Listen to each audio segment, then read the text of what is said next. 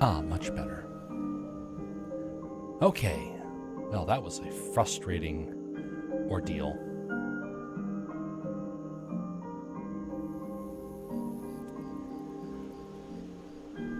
Alright, we're going to be doing some artwork tonight. Hopefully getting a fair distance on this. I was planning to do this much earlier, but lo and behold, I had problems that suddenly occurred for the website. Some very, very interesting problems. It makes me think there's something going on with the web. I think I know what it might be. There was something odd that appeared the other day. Left me with a lot of confusion.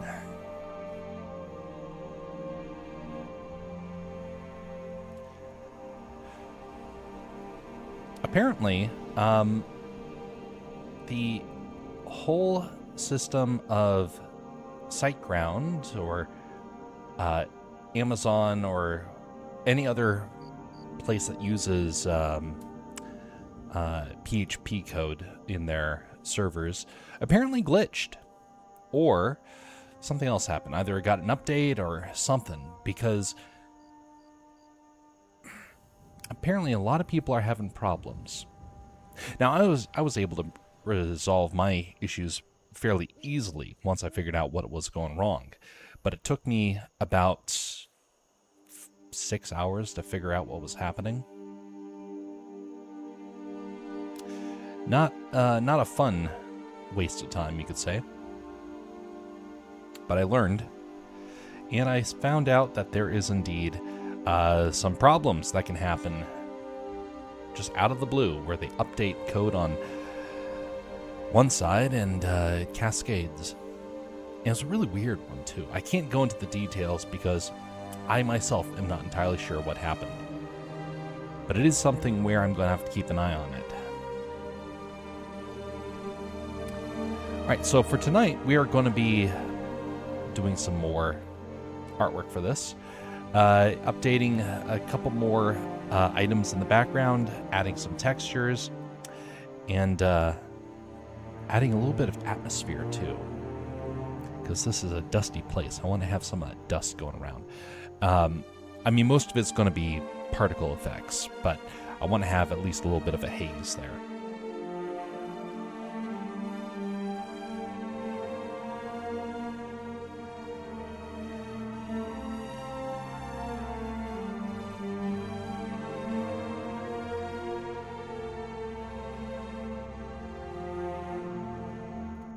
Let's start off by adding some shadows.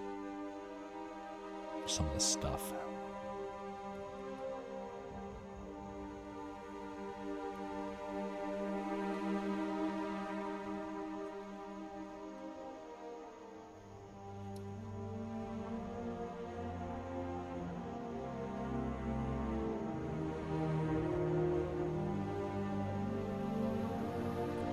Greetings there, Jersey. How are you doing?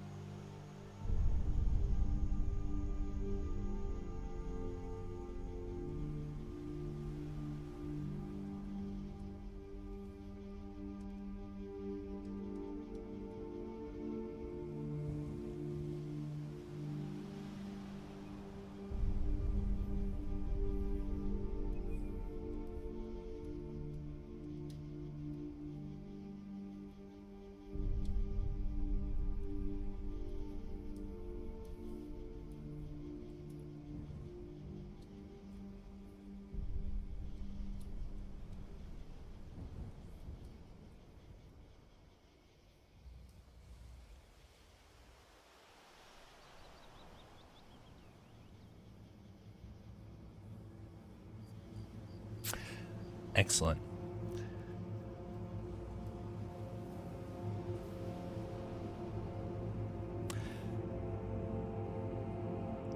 These last couple of days have been, I feel like I was thwarted I believe it was you that found the error with the website, but I figured out what was going wrong, and man, it was a weird one. It was a very weird thing. Something happened to the root code that gets used, and many things were compromised, and I thought that was really weird. At first I thought someone might have hacked it, but no, it wasn't hacked. It was, there was an update, and the update itself was bugging out something fierce. So I finally figured out what was going wrong, but man, that was a frustrating endeavor.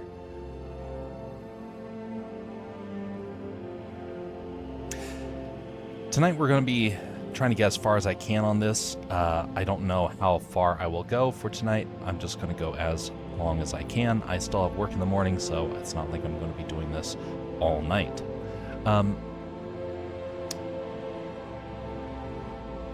Next week, we're going to be going over to the art table again.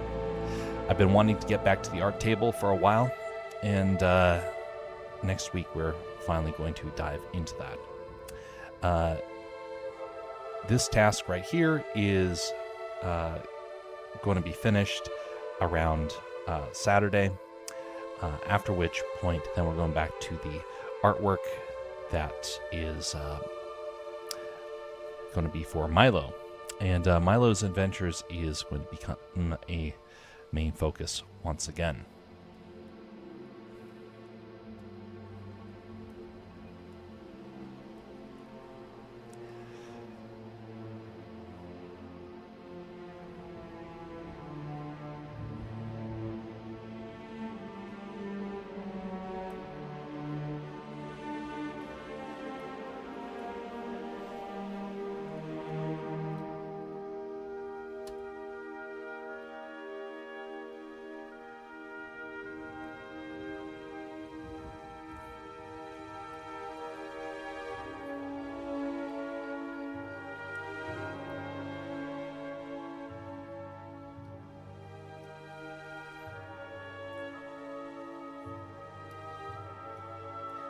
This project has been getting me to think about the story that I wrote a while back. I need to share that again. It's been a while since I've done that. Gotta figure out the right kind of setting for it, though. There was a dramatic read that I did for a Redeem a couple of years ago. And it actually turned out way better than I was hoping. And it took a couple of people by surprise, I think. It's kind of hard to tell.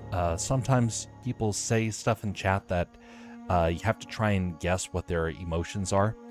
You can't see it in their faces, and so it does become difficult when you're trying to gauge, did it work? Were people excited about it?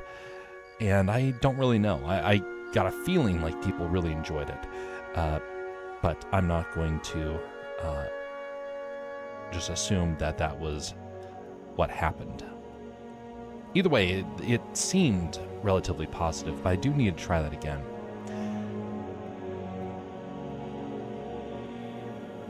But the question is, do I update that before I do it?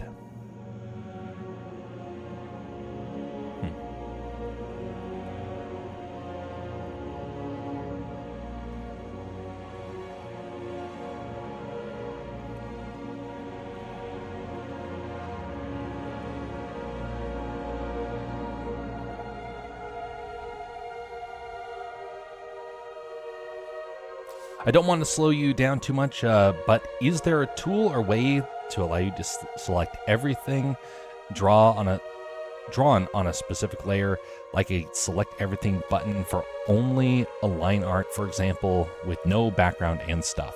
So what that sounds like is you want to try and select everything that is on the alpha channel. So right here, I have this droid right here. I believe, yep, this is the one right here.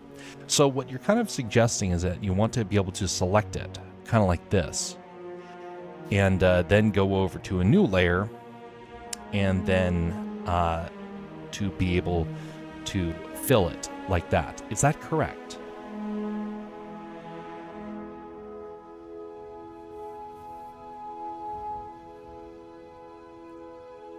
If so, it's a relatively easy process.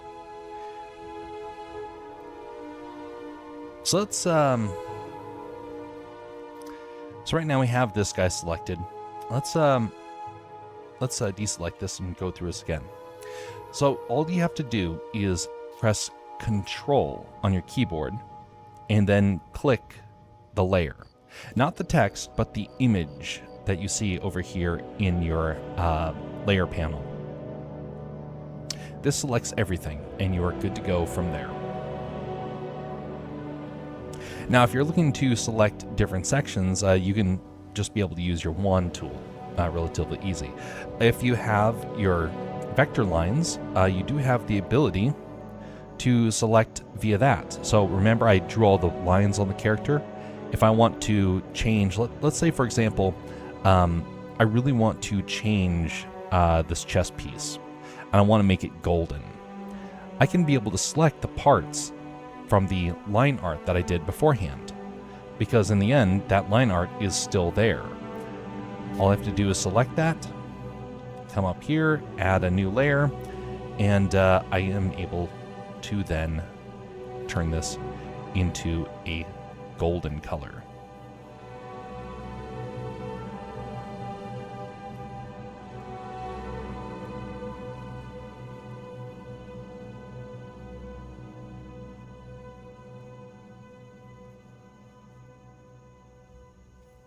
And just like that, you're able to quickly change it based upon the line art that you did prior.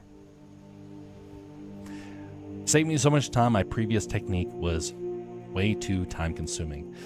You know, it's not necessarily time consuming if you learn something from it. I learned the hard way for many things, actually. Just because you learn something the hard way is not wasted. It can feel like it at times. At times you can think, what was the point of all that? But in the end, it still serves a purpose.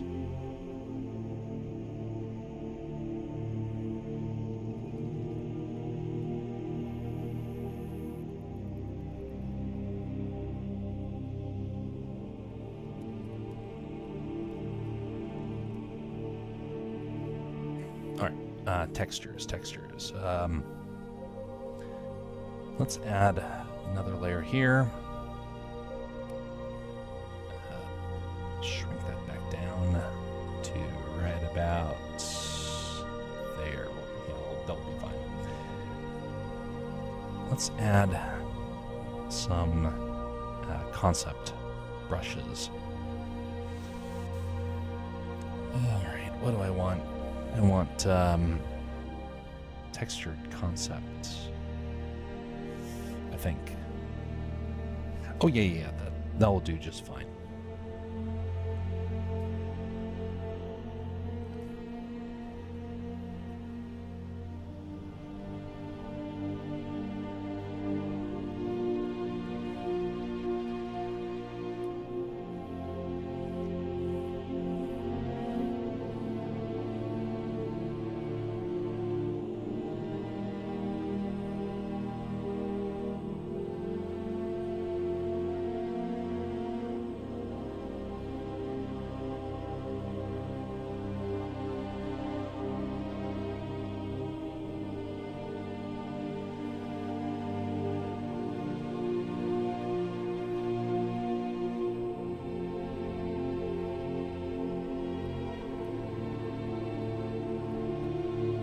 By doing this, in theory, it should help with adding kind of like an oily sheen to some of this back here, or what kind of feels like oil that's fallen on there and dried out. Let's turn back the hue and put over some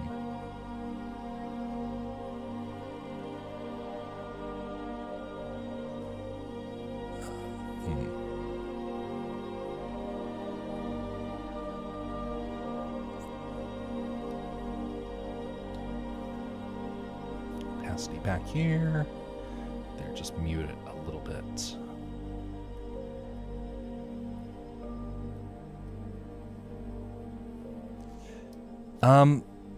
Cartoony is probably closer to what I could probably thrive in the best.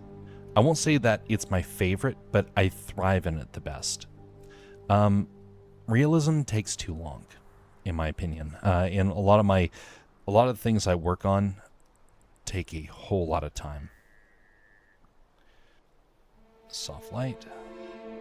Let's see here. There's got to be a better option here. Oh, that's hard light. There we go. Soft light. Tone that back now.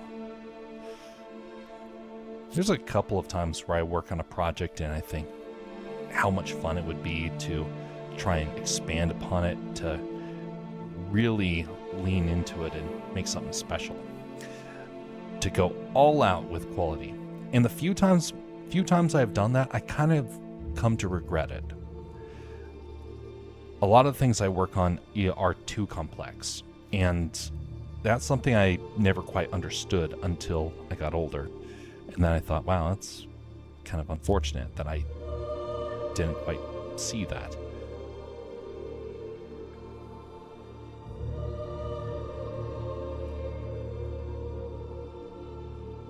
Right here, I'm just adding a highlight now using the lasso tool to make a bit of a sharp edge.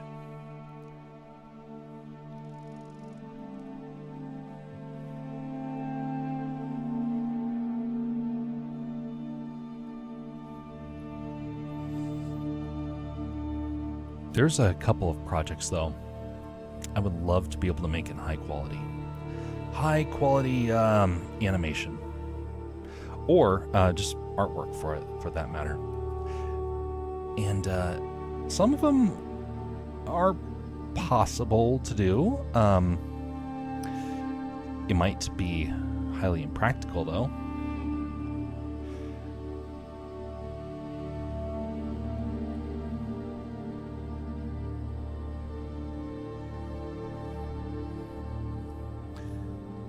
One of those projects kind of involves just a second here. One of those projects would require, though, a minimum of around 300, 400 hours to make, minimum, and there's no guarantee that it will pan out. Now, I heard some folks say, what's the point of troubling about that? Just kind of experiment, see what happens. And I would do that, except I've done that a whole lot throughout my life. I got binders full of stuff that have never seen success. So, is it a smart idea to try and pursue something if there's not a chance for it to succeed? Yeah, there's the potential. But there was a couple of guys that I studied years ago in how they went about doing some of their projects. And there was a problem. It turns out that a lot of people get an idea and they start to pursue it. Along the way, they realize that in order to finish their project, they have to quit their job. Like clockwork. That's usually the point that they fail. To the point of where one guy was working on a project that he was really passionate about. It was high quality, top-notch sort of stuff, and he made that investment, and he came to the end, and he ended up losing his house. He lost his wife. He lost his job. Well, he quit his job, and he came away with nothing to show for it. Now, why do I say that? Am I trying to spook people into the thought of, oh, you don't pursue a dream because you're probably going to lose? No, that's not really the point. The point is to be sober-minded about it. I say that sort of stuff a lot, but it's important to be realistic and to know that, hey, people have taken this path before, and it has a very real chance of failing. Like, let's say, for example, I wanted to finish this piece, but make it hyper-realistic. It's possible. It would take a long time to do. It would take a lot of practice to get there. But I could do it. And I have done some experiments like that, and it actually turned out pretty decent. So, would it be beneficial? Only if there's a purpose for it. If there is no purpose, then it ends up being trivial. That's why you kind of want to think about what you want to use your artwork for, because yourself will only motivate it so far. If you want it to really be nice, then you have to start to prepare for presentation. Now, maybe it's that I just work in the industry. Maybe that's why I'm always thinking about that sort of stuff. But it is something where I do consider the fallout of stuff like that, the decisions that I have to make, that, like, will this be a good investment of time, and can I add it to a portfolio? Which, by the way, for those that are around, that you do have the ability to share your portfolios. Now, don't just come in and spam, but we do want to be able to highlight what people have done.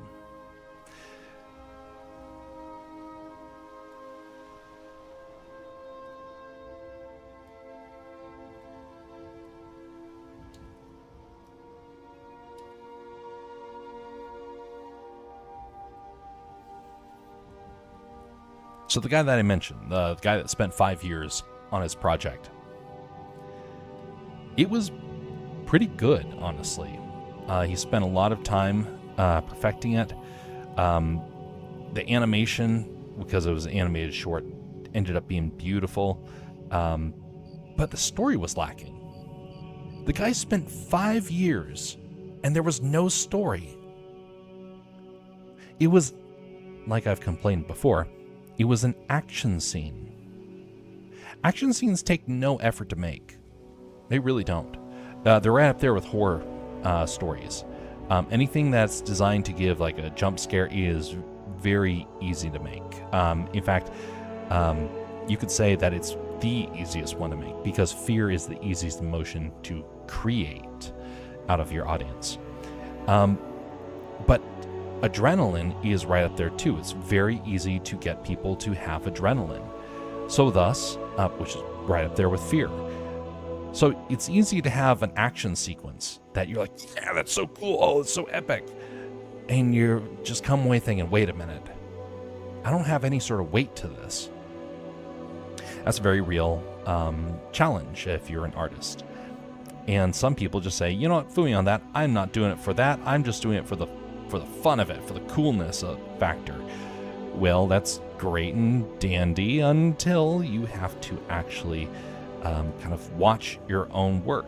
And then you're like, wait a minute, this isn't nearly as cool as I thought it was. And everyone else is like, no, it's great. But you've seen it now enough to where you're starting to detect some of the potential fallout that can come from your project. And that's a very real experience that you can have.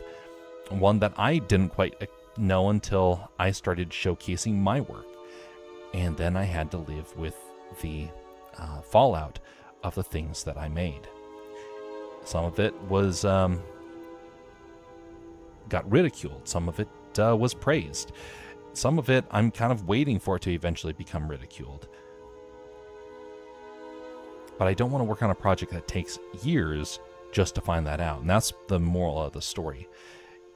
If you're going to find out that something's not great, might as well learn about it early on. Might as well spend less time on a project and get it out there than spend all your time perfecting it just for you to come away with a gut feeling of you messed up.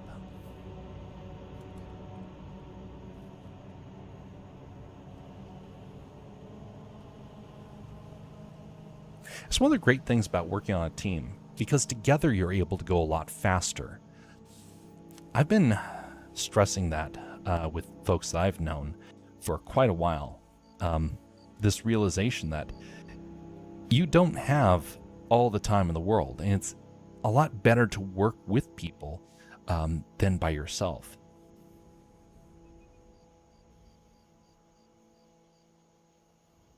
You get to bounce ideas off of each other. You get to come up with all sorts of great ideas. Now, the one problem that can happen is that you start to springboard off each other so much that you don't actually create anything that's super compelling. And that also can happen.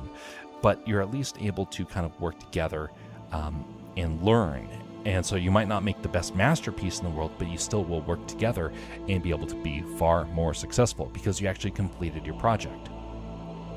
Let me take a brief moment to highlight a piece of work that I participated in. That unfortunately didn't really go as far as I would have liked.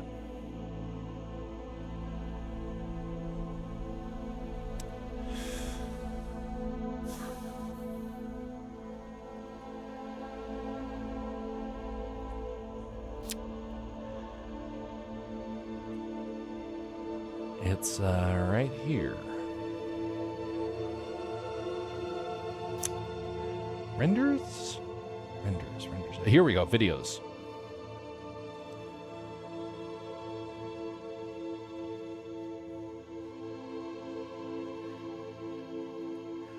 So this right here is Project Island. And it did not go so well towards the end.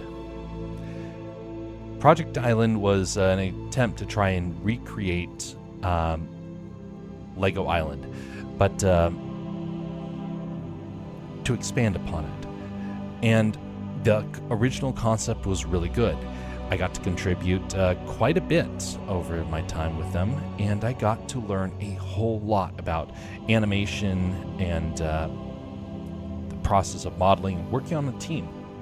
And I also learned why it is important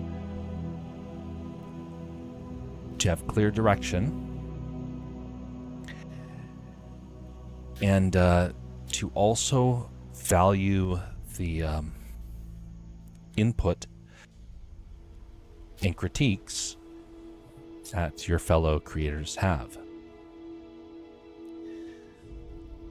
This project, unfortunately, is still in development, and it is well past due for it to come out. I no longer am working on the project. I was removed from the project for this exact part of it.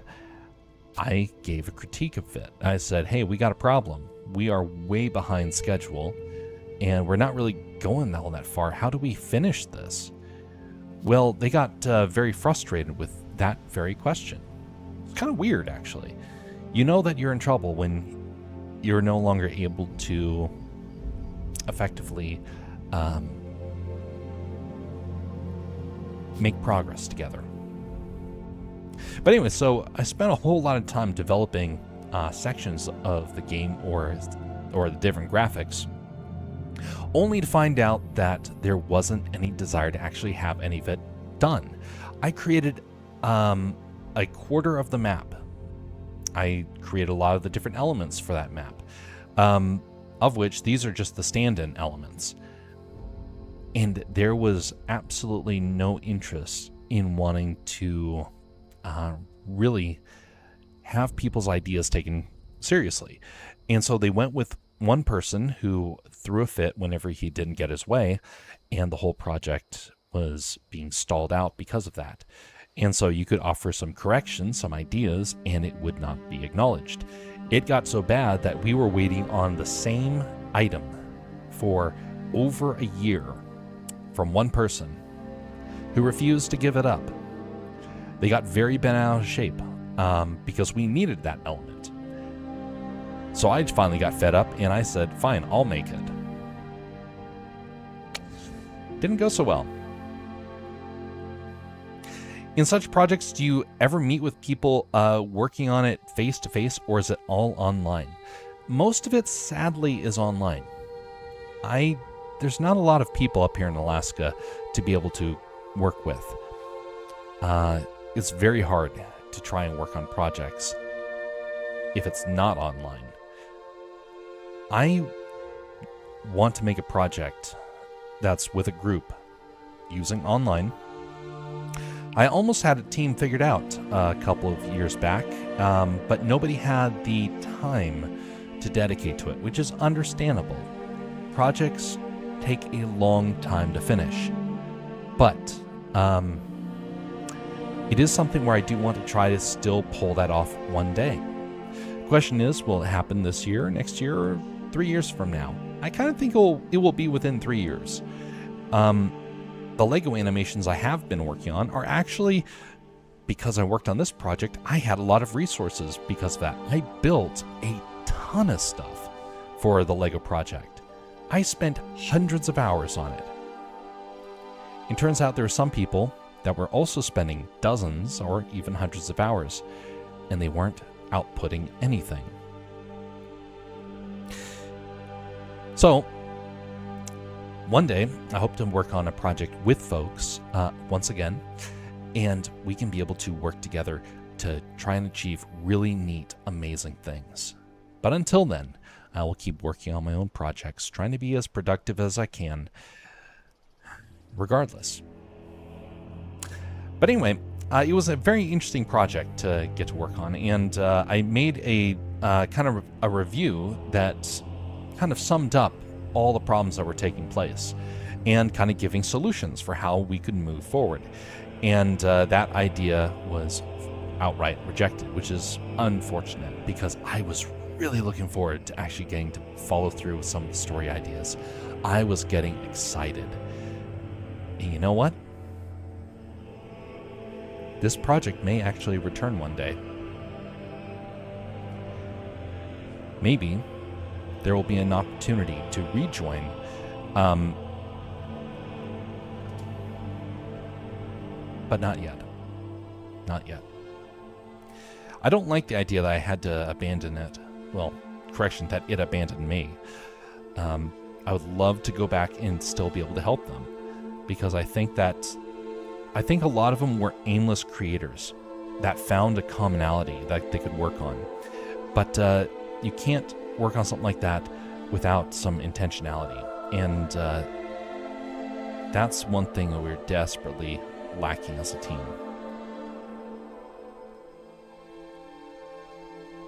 So for those people out there that are working 3D, that want to be able to try and do some projects like that, be sure to speak up. I don't know how many people are into that stuff these days. It seems like that number is going down constantly. But there are projects that are in the works that people have the ability to volunteer with. Actually, we have an entire Discord that is designed for that.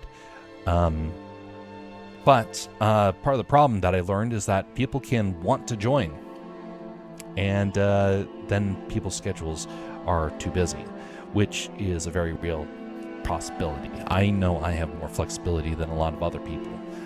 I have less demands on my time, and so thus I'm able to do that sort of stuff. I don't blame other people for not being able to do it. I kind of blame myself, honestly, for not being able to pick up more of the slack and to actually make the projects faster, to give people the ability to jump onto projects rather than feel like they are somewhat dependent upon to actually see it through to completion. That's my problem. So I got to figure that part out. Try and improve a little bit here, a little bit there. Kind of like this painting here. Gotta do a couple of changes here and there, and you don't really know how it's going to pan out until it's all said and done.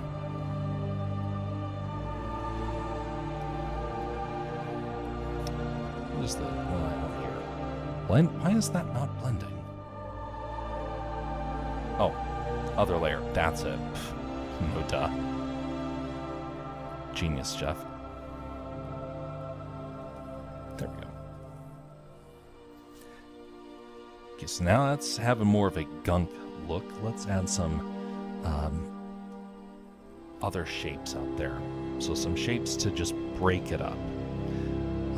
I think there's a kind of a particle brush around here somewhere. I remember that being in probably the concept area. I'm an amateur 3D artist in Blender. I mostly did some plain and cartoon character models. Some planes and cartoon character models. Everybody's got to start somewhere, and so the fact that you're able to do that is already above what a lot of other people can do, so well done.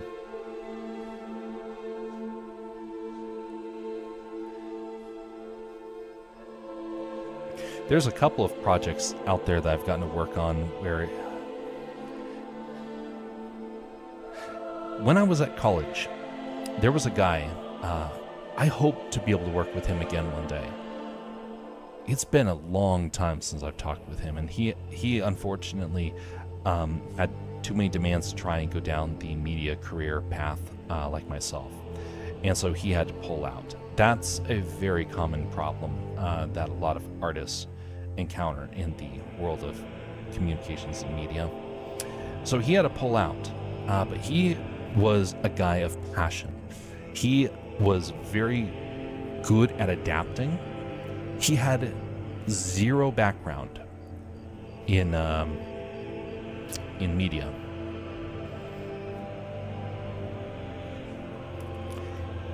Let me see if I have a photo of this, because this is still to date one of my favorite projects that I've ever worked on. Do I have it at the ready?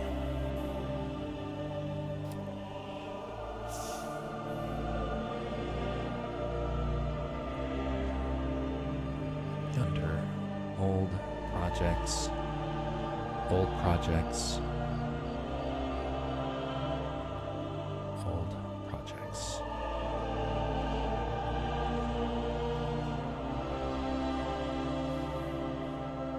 Old projects, here we go. Do I have it right here? Do I have it? Oh, please let it be here.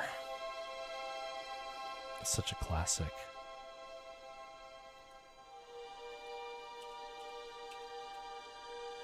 It was the closest I've ever felt to being a big-time film creator.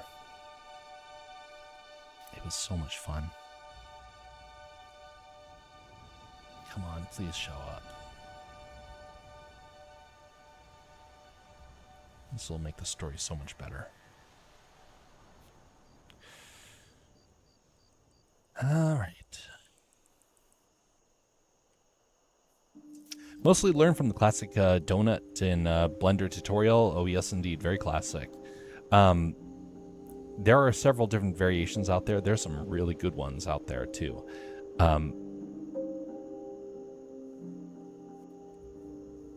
So we actually technically did a donut in teacup stream a couple of months back.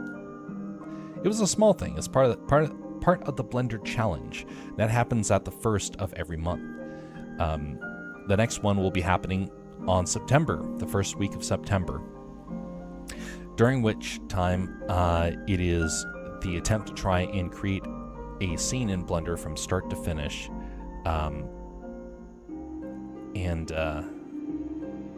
Been doing that now a couple of months. It's kind of a small event. The goal is to keep building upon it, so it becomes more exciting, more interesting, till the point where we get to some of the group ideas. We'll see what happens. There we go. Oh no, it's not. Here we go.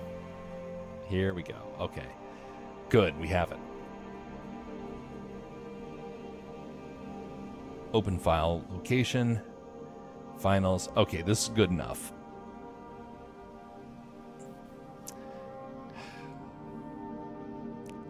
This right here was a project of passion. It doesn't look like much, but it was a very, very complex project. Looking back on it, it was a relatively simple thing. The goal was to try and recreate a scene from Tron. We did not have any of the special tools or techniques figured out. We had to figure it out on the fly. I had this in mind when I first heard of the class project. The goal was to try and recreate a scene. Everyone else was choosing typical scenes, things with like from Sherlock Holmes or things like that, and no one wanted to try green screen and CG. And we were not able to get great acting for it. It was enough to work with. It had its pros, it had its cons for the whole production, but we were able to pull it off and in a relatively fast amount of time. You know what's really sad about this is that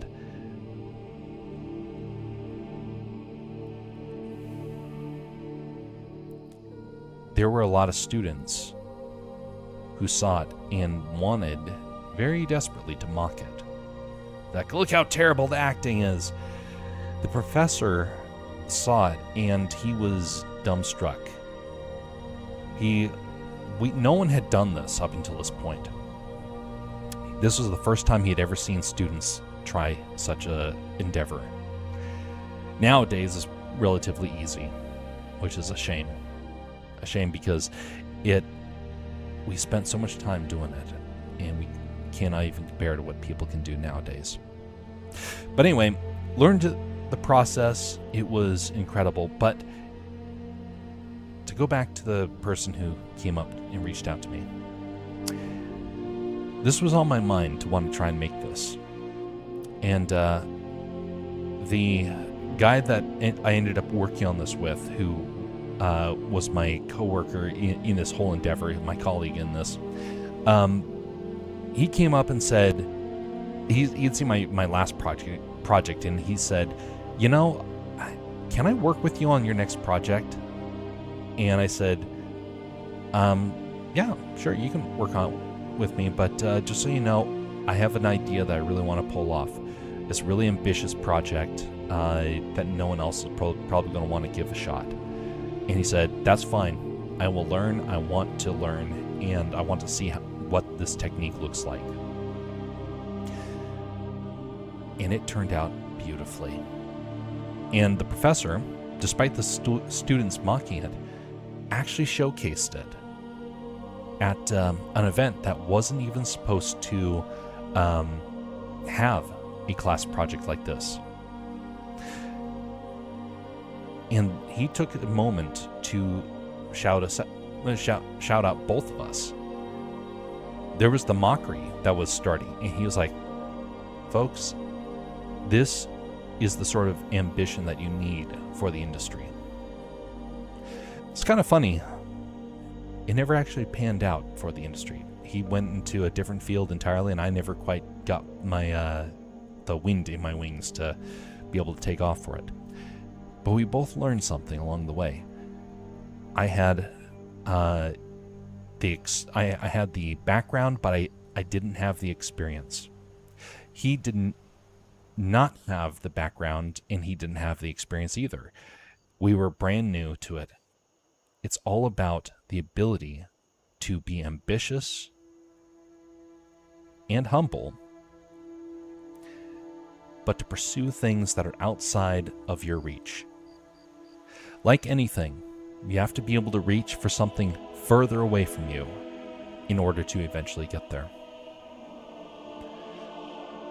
You have to be stretched so you become stronger. I have not worked on a project like that in a while. I've been trying to find a project like that. For me, the most recent project like this was the website. That was a brand new thing that's really stretched me a lot. I learned a lot from it, but I really want to work on a project again, like a group project. That will happen one day. And when it does, I hope to be able to do something really ambitious. Something that will blow every project I've done beforehand out of the water, and to create something that's compelling and insightful. Right now, the current project is, it just disappeared from the side there, but it's Milo and the Demon Bear. That is the next big project. And after that is going to be an animated short. An ambitious animated short. But that is not going to be possible just yet. There's a couple of things that are missing in terms of skill set and in terms of resources. So I can't pull off something too big yet, but it is on the list of things I want to try.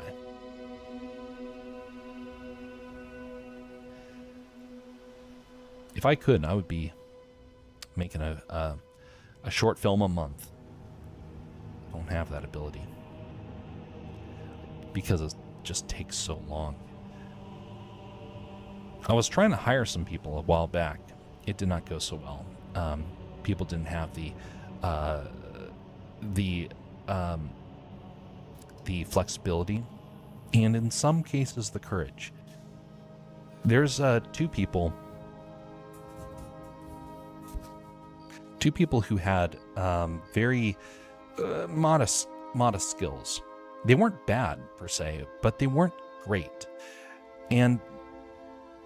But the biggest thing wasn't that they didn't have skills. It was that they didn't have the drive. They didn't have the ambition. You have to have ambition if you want to be able to really excel at something. If you don't have that, well, it's going to feel like you're fighting against the tide. You have to have something to help drive you forward, something that energizes you. You think, you know what, I'm going to stretch outside of myself and actually go on a path that I'm unfamiliar, something that maybe is a bit intimidating. I myself have had a couple of times of doing that sort of thing, and I can guarantee, man, it helps out a lot. It gives you a sense of energy and courage that sometimes gets forgotten, honestly, in our day and age.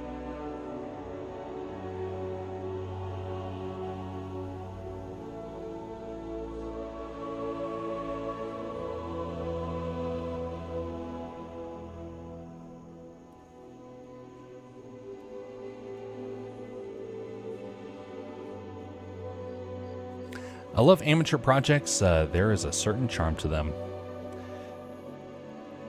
There is indeed.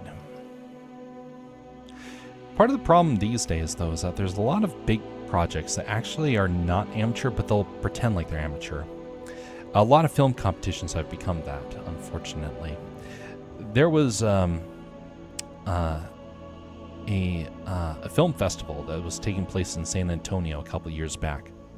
And my brother and I actually, back when we both worked in media, we both started fantasizing about actually trying to put in for it. There was an amateur event that would take place in that, and we thought, hey, let's try and gun for the amateur thing. Only to find out, when they said amateur, that meant you were competing against studios that failed at the box office, and so thus they were sending their reject films to compete against. And then you realize you're competing against people that have thousands of dollars to produce a project, hundreds of crew members. Do you realize that there are some people in this world that have so many volunteers, they can have hundreds of people like it's nothing? There was a guy back on the East Coast that was looking for volunteers. He got hundreds of people putting in for it. He ended up selecting about 3-4 dozen people, and the show was terrible. And I'm not saying that to try and be cruel or anything. Well, correction. I'm not saying that to be like they were amateurs and somehow it was better. No. it was dark. It was dark and evil, to the point of where they had a lot of people jumping ship. But I'm like, how did the script was already dark? How did you guys get involved with that? And he spent almost no money, and he got to, and so when the project failed, it was no skin off his nose.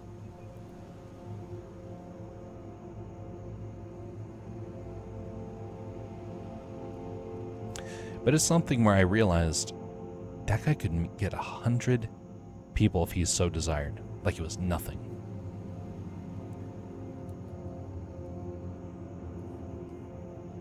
So how do you get a project off the ground if you can't figure out how to be charismatic enough to encourage people to get involved? You can't really. Good luck. Most people are going to join because they are paid a handsome amount, which I can completely understand. But you have to also remember that, you know what? If you have a project, you have to realize that you have to shell out money, or you have to be able to inspire or have the experience to really get people involved. Those are the lesser things that people won't really tell you in terms of the production process.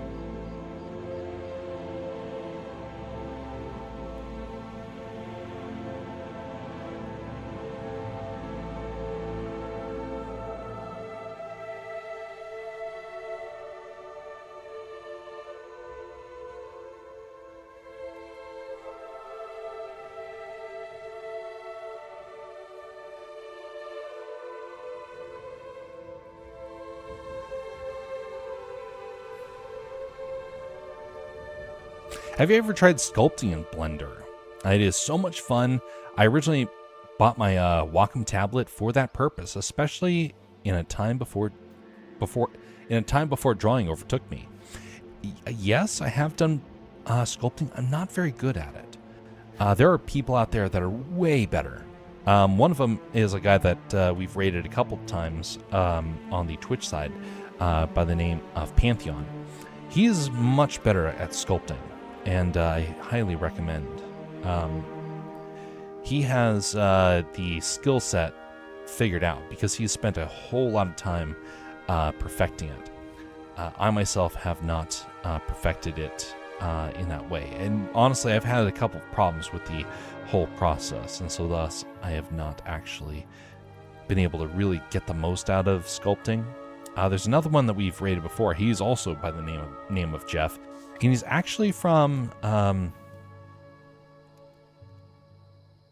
I want to say Denmark. What's the name that he goes by again? I know the icon. I've not seen him online for a long time.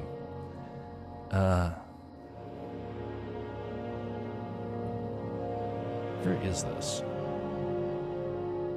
Yeah, he's still not online. Jeff Henson. Yep, that's it. That's it. Actually, I don't think I've seen him post anything for a while. He must be working on a project.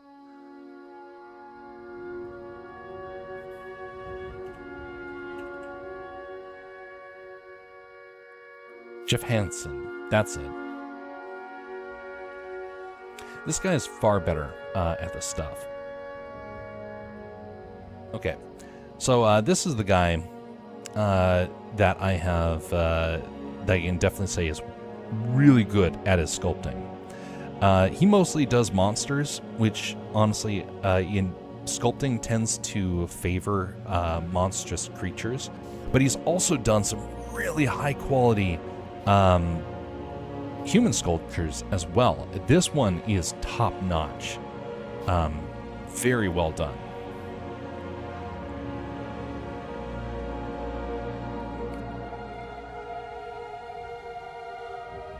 Oh, this is from 2 days ago. Oh, didn't know. Okay. So he's still active. It must be a different time than what I'm used to kind of looking for.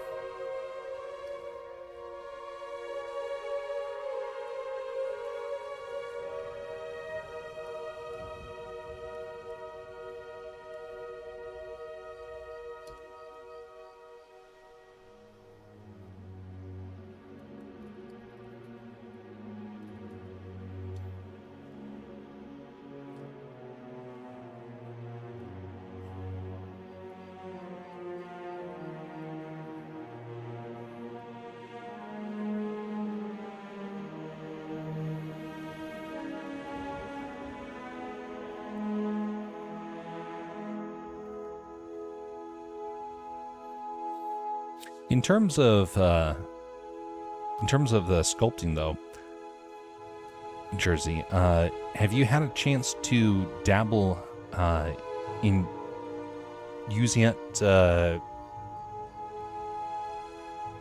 try and create a character, or did you just experiment with it before you started doing the 2D stuff? The tablet can help out a bit. I never quite figured out the best way to do that. But a lot of people, they will get a tablet in order to help them with the sculpting. Now, for me, my PC glitched out way too much to be able to do it. And so I had to abandon that, unfortunately.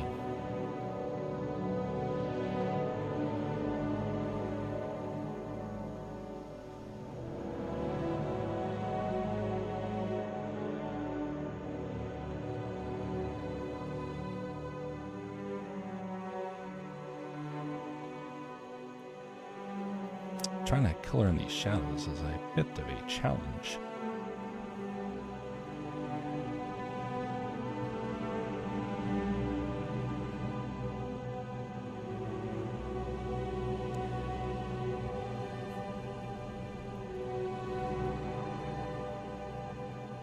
Yeah, I'll be fine.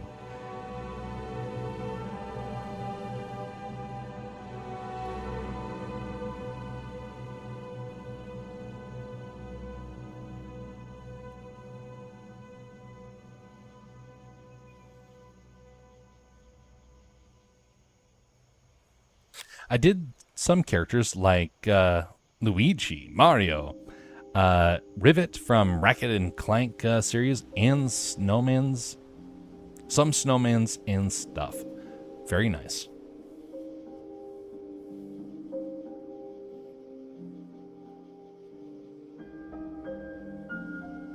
Very nice indeed.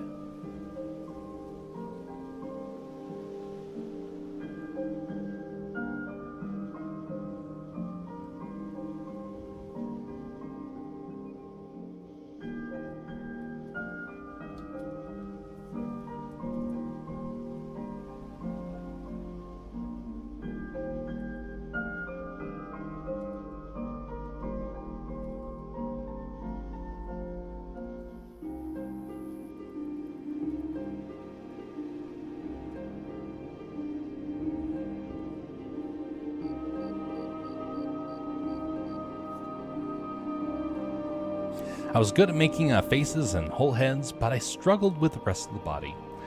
That makes sense. But yeah, I would definitely check out both Pantheon 3D and also Jeff Henson in order to kind of see some of that side as well. Let me see here.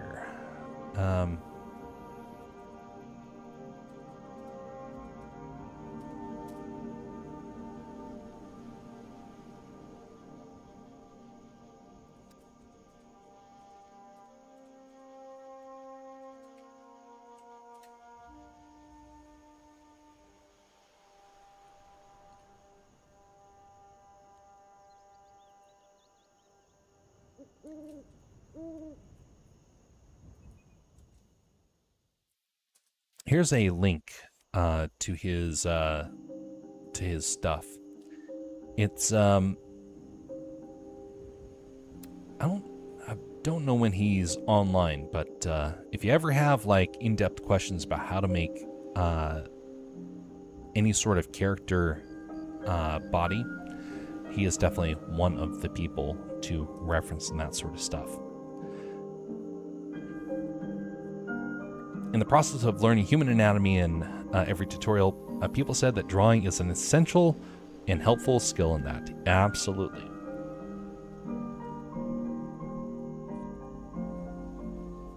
In that moment, drawing overtook me completely.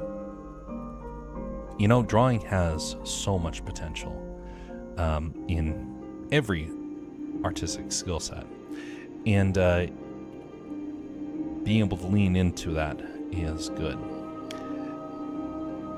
There's a lot of people that they get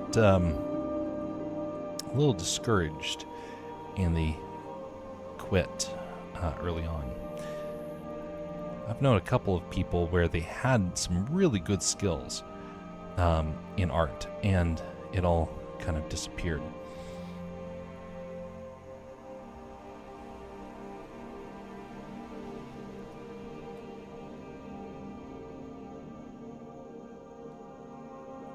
And usually it's because of a life event that makes it very difficult to try and follow through with some of those plans and dreams.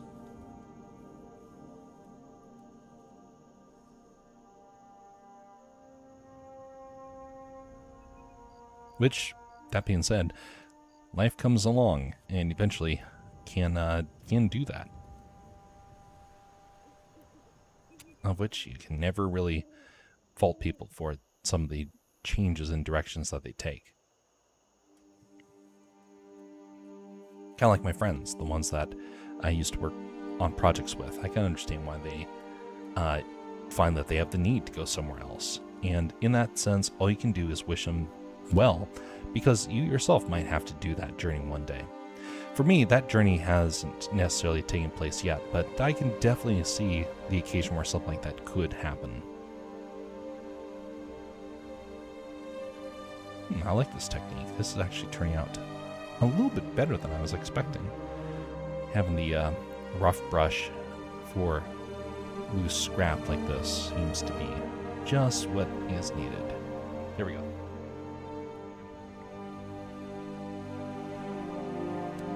Human anatomy is hard for me to learn, so now I'm stuck with a cartoony style, which I enjoy more. A cartoon style is perfectly fine. Some people do that to a really good degree, and so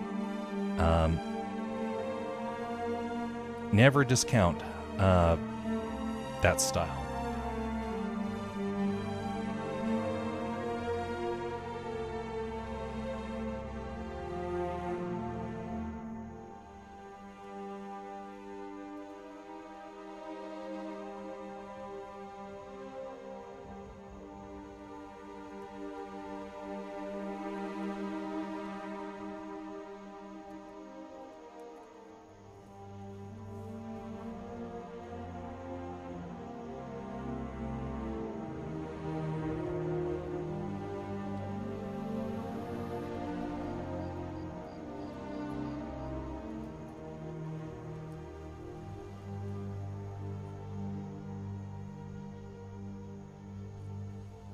There's a couple of cartoon styles out there that I really, really enjoy, and there's some that I can't stand for anything. One of those styles is the early 2000s style of cartoon that took over, and it's only gotten worse since then. Early on in the early 2000s, well, late 90s, they came up with this idea that art needed to be jarring. It needed to be somewhat unsettling. And so a lot of the beautiful art disappeared in favor of the more questionable art, of which we got a lot of the modern cartoons from it.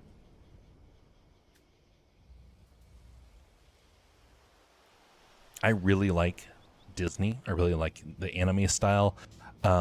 I really do not like the SpongeBob style or the South Park style or any other modern cartoons. They just don't look good. Like, not even in the slightest.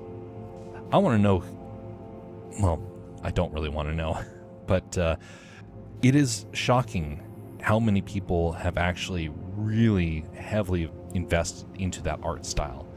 And I cannot stand it. It's so ugly.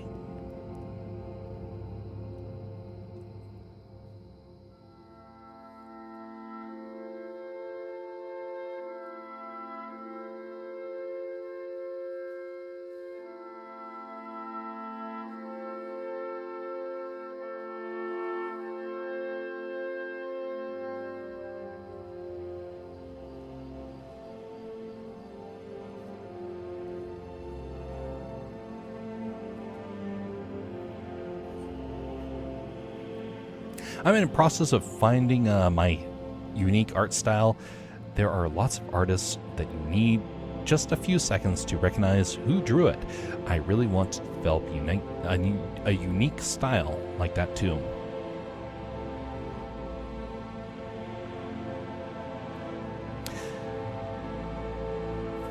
You know, that is a good point. I have never been able to figure out a style. Well, I take that back. I haven't been able to figure out a style that I can recognize. So this is interesting. A while back, somebody actually pointed out and they said, "Oh, I really like your style." I looked at them funny like and thought, what style are you referring to? Because I do realize a lot of my art style just is kind of odd.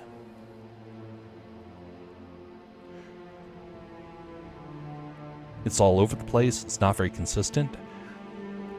And that was until I started posting stuff on social media. After a while, I started to see a pattern. This is one of the reasons why it's good to start posting. And actually, let me go back to my Instagram, because this is Castercraft. I want to go back way early. I want to show you what my very, very, very first post was. Because this is actually kind of helpful in knowing how your art style will change and start to show itself when you start sharing.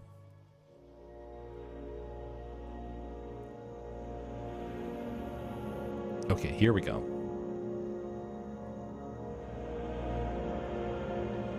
Oh, come on. Here we go. Grab that. This was my very first drawing that I uploaded to Instagram. Notice how high quality that is. It's character design. And then I posted about this, the book that I held up the other day. Then I did more character stuff, and it was looking better. I posted something that never actually materialized. Something from the book that I was reading. The animation as well, that didn't happen because it just wasn't working. Animatronic that I was making. Around this point is when I started to see potential. There's the animation, what it was supposed to do. It didn't actually work. Turns out the plastic just... 3D prints are very unreliable. Even though the gear system was, designed to operate a certain way. But here is when I started to find a style. And around here... where is it? Skip forward. Here is when I really started getting an idea of what I wanted to start posting. It took a while longer until finally I was ready to start unifying the ideas. And right around here is when I got the idea of rekindling Castercraft. Castercraft was an old idea. It went under a different name at the time. And this is when I started to have dreams of it again. And this is the point where I was like, okay, I got a new direction. And I also had a style. A cartoon sort of style. One that would slowly be developed over time. And it got posted here and there until I finally started posting actual artwork constantly. And then it just worked out better and better. Here's one of the speed paintings I did at the time. And this was when I started thinking about really leaning into doing some 2D art. This was an art redeem that somebody made, and I was like, okay, sure, we'll do a couple of these. But it took probably about a full year until I had an art style that I could work with. And was it a great, solid art style? Not really, but it was enough that people started to detect that there was an art style. And over time, it just got clearer and clearer. I'm still refining on my art style. I'm still trying to get better at it. But at least some of it is at least detectable. The 3D stuff I do has a certain feel. The 2D stuff has a certain feel. Share your stuff. Don't put it all out there if you don't want, but be sure to put something out there because it will help you discover your style. It will help you to refine your style too.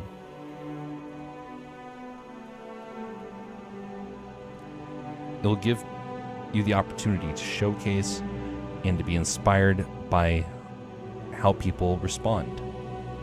Sure, it may not be the most comfortable thing in the world to try and do, but still something that I still think is incredibly useful and helpful for us in our artistic journey.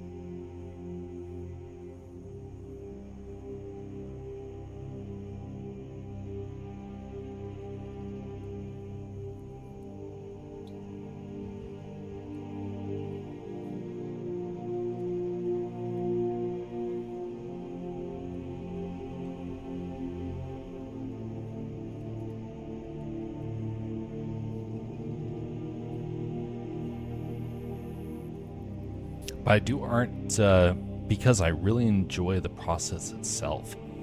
I don't even save my art for myself. Oh no, I just put it in some random folder and forget about it.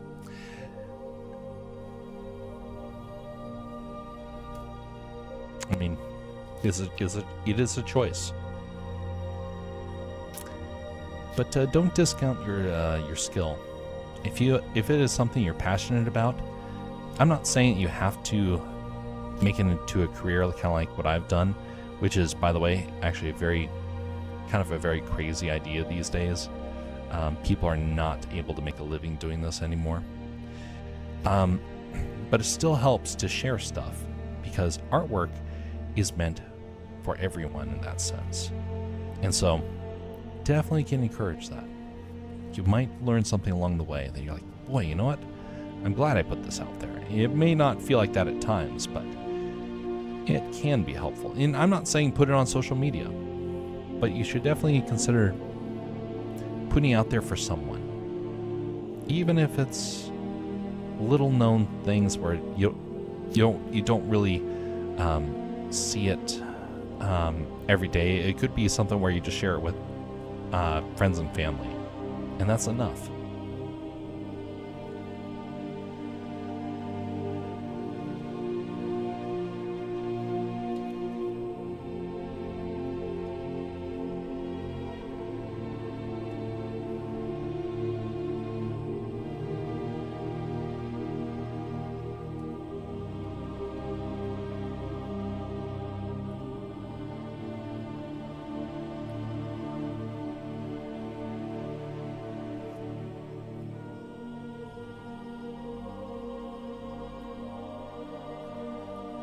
But people enjoy my doodles in notebooks, so it's not like I'm not sharing. Ah, now that's good.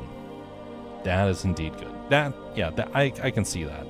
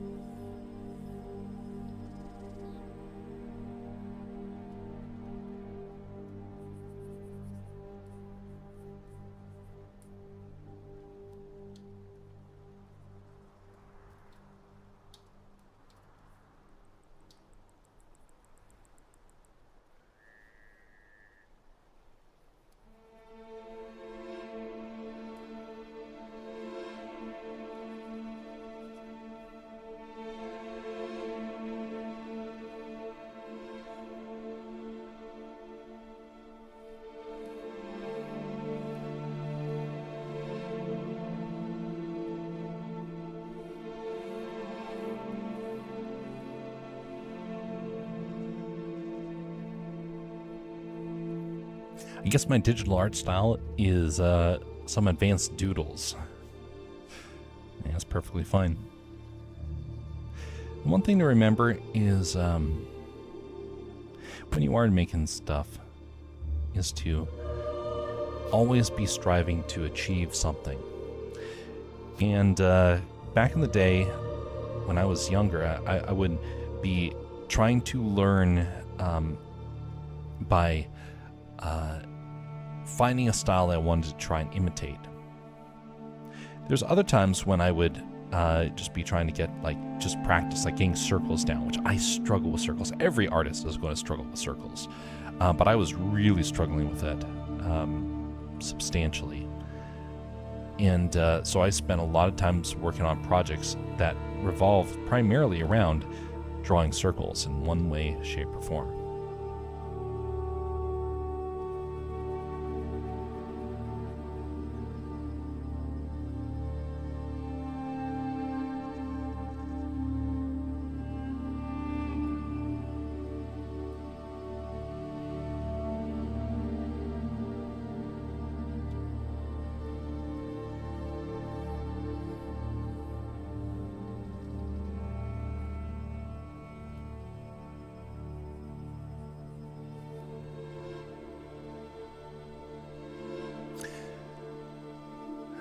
By the way, folks, if you are watching on one of the platforms where you do have the ability to like or dislike the video, feel free to do so. That would be most helpful.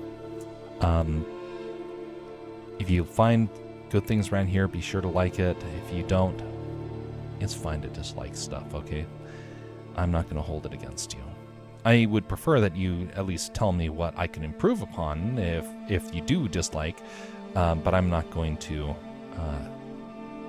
have any real issue with that, because it also means that you're flesh and blood and you gave me some of your time, even if it was just a little bit. Enough to at least say that, nah, it's not for me.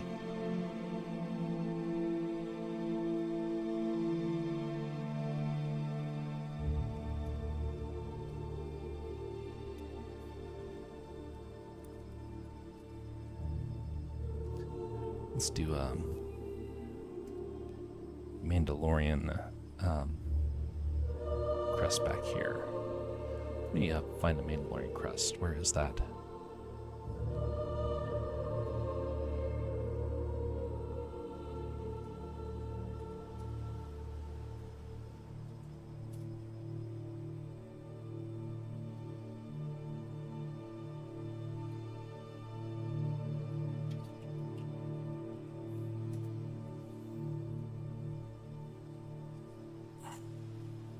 Alright, that's a little bit different than I thought it was going to be.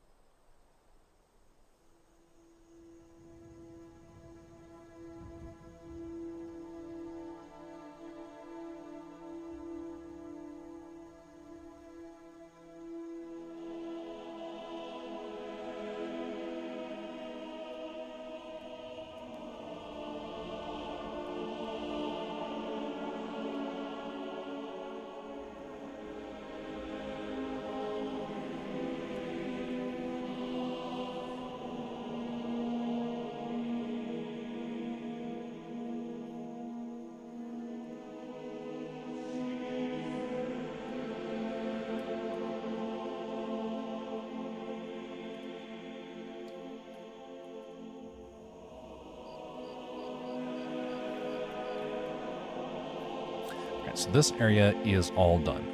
Time to move over to... Oh, whoa, wait a minute. Yeah, that's fine. We'll leave some of that stuff. Now to move over to here. So we have these items back there from earlier, but we're just going to grunge it up just like over here. Are you more of a fan of hard shadows and lighting or soft ones? Whatever fits the mood. Whatever is appropriate for the scene. Hard shadows, honestly, are really a lot, can look a lot better when done right. Many times it can make things look a little dirty, though. and kind of weird if it's not done correctly. So a mixture is actually the best way to go in my opinion. Let me do a quick example for you, because this is actually an interesting concept. Actually, it's kind of done right here on the Jawa, but I'm going to do something right next to him, so that way you kind of get the concept of what this is. So let's say that we have, let's start off with just a gray item here. What should it be? It should be, let's just have it as, I want something where you can have a bit of a soft thing as well. Okay, so we're going to start off with that. And then we're going to have, actually, let's make this a giant chess piece. So this is giant pawn.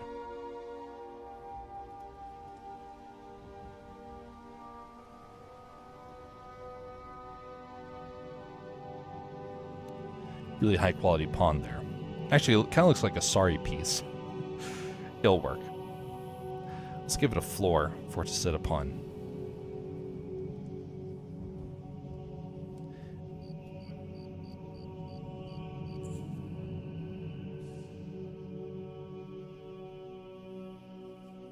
So we want to start off by figuring out where our light source is coming from. So let's have it where the light source is coming from right here. Okay? It's actually a really, really close light. Let's add a filter in the background so that way it stands out. Up, not that one. There we go. So that way this stands out a little bit better. What we're going to do is we're going to lock the transparency on these so that we can do this. We start off by figuring out what our bounce light is going to be. And so for this, the opposite of yellow is going to be around the blue range. You're going to start off by trying to figure out generally where your shadows are going to be. And one of the ways I found helps out is by doing initially a soft shadow like that.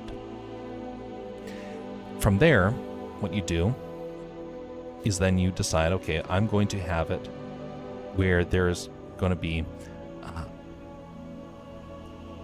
a hard shadow line right along here.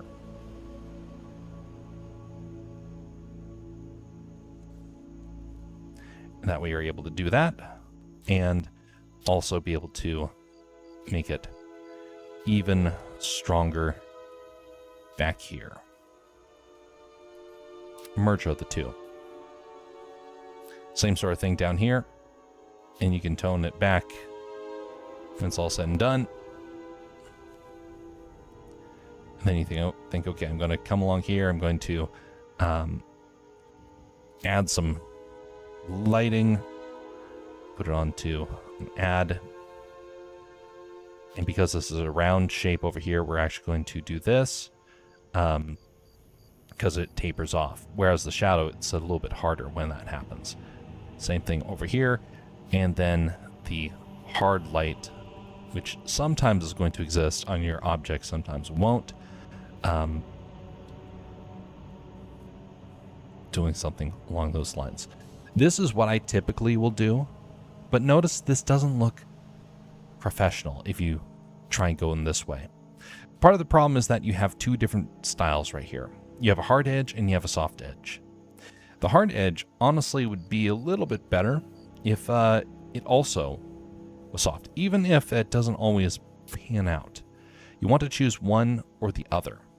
And you can find a mixture, but you have to be willing to give it at least a little bit of a blur on the hard edges and to make some of your soft edges a little bit harder, just because you want them to be uniform.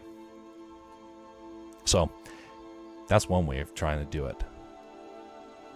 Typically though, if I was trying to do something like this is what I would try and do. Oh, that's too far. This is what I would probably try and do. Let's say I want it to be where there is a light. Now I'm doing this on another layer. Come along here, like, okay, where is this going to be going?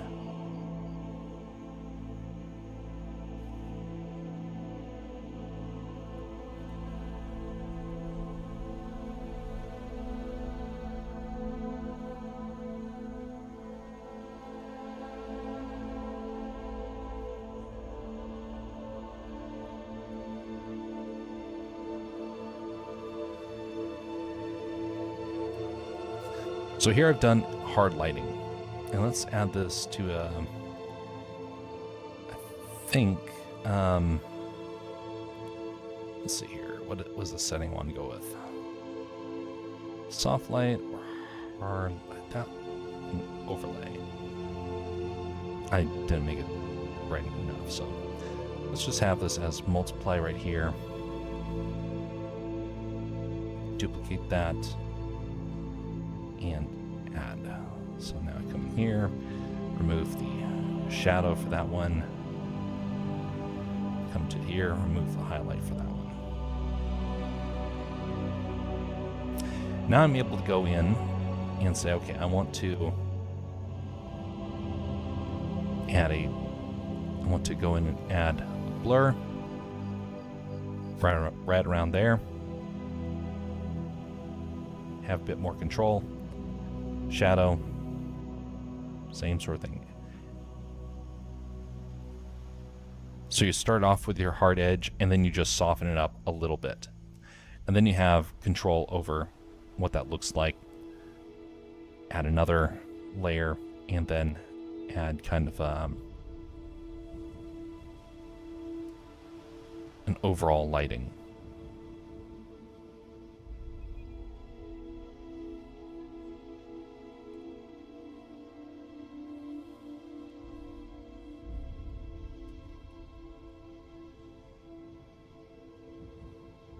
Overlay. And that's typically how I go about doing it. Everything else is just kind of a variation of that.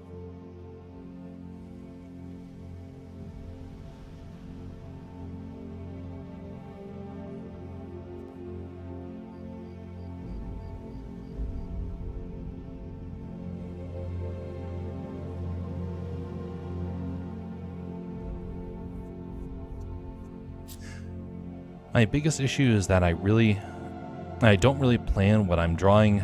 I'll make a doodle and I'm like, it'll jump straight into finishing it after adding shadows and lighting right away. The background isn't always the last thing I do, and most of the time I either don't plan it or only have a very vague idea before I start. You know, I have binders full of drawings like that. Not a problem.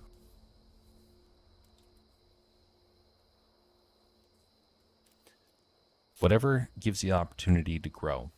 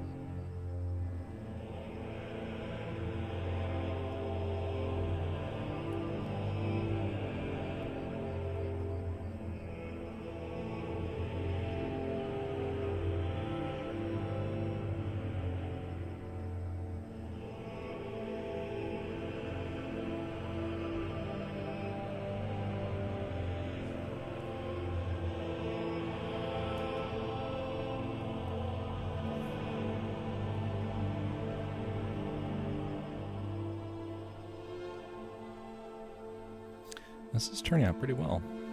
I was a little worried that the style would have caused it to not pan out, but sometimes style ends up working, even though all the signs point that it shouldn't.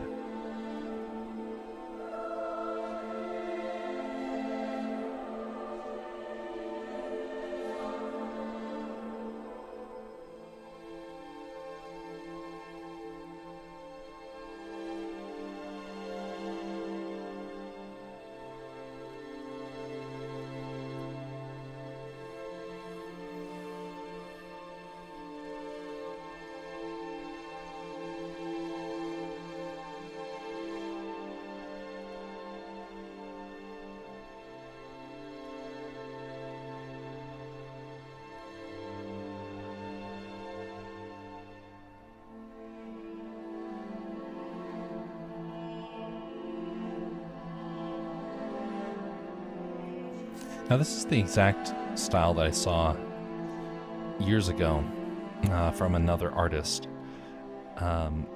It was a lot more refined than what I'm doing right here, but it was a very similar sort of process, and it turned out really well for his stuff. So I thought maybe this will work out for this drawing, and so far it has been very cooperative. I'm almost let's see, I can add some detail to this layer back here. Kind of similar to what I did with the other one, where I'm going to come along and add a grunge texture. Grunge textures are very helpful for coming up with stuff.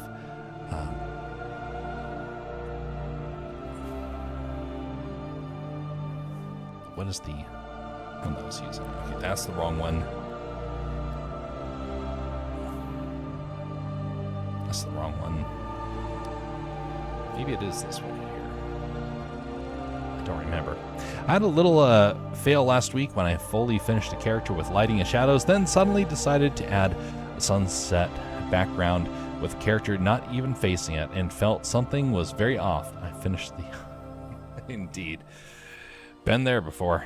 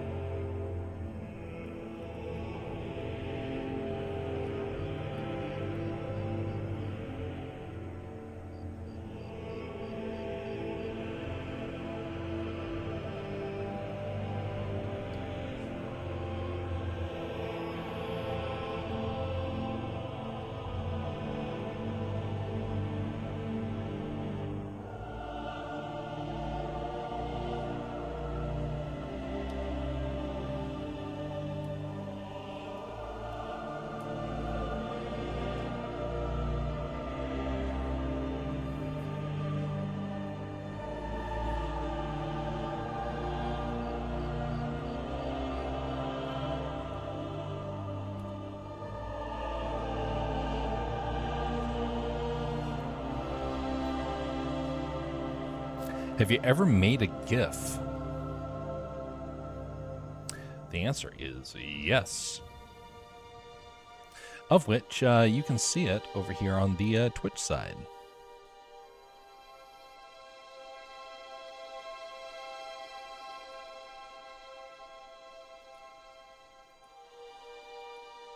This GIF. I've done a couple of them.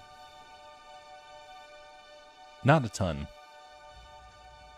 It does indeed take a while to make. Now, that's 2D. That is a 2D animation, of which you can see how it was made over here on the Instagram.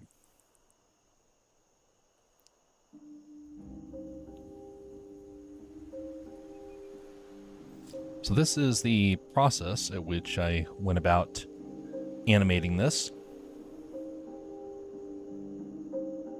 It was the first time I did 2D animation like this in a long time, and it was one of the, it so far is the best 2D animation I've done, which is not saying much because there's not a whole lot of competition for it, but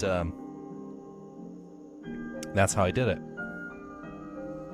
Took a while to make, learned a lot, glad I did it,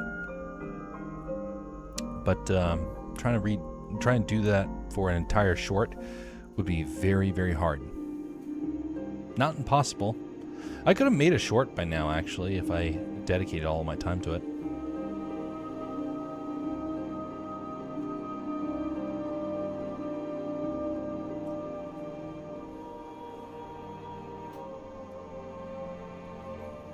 Kind of wish I had, but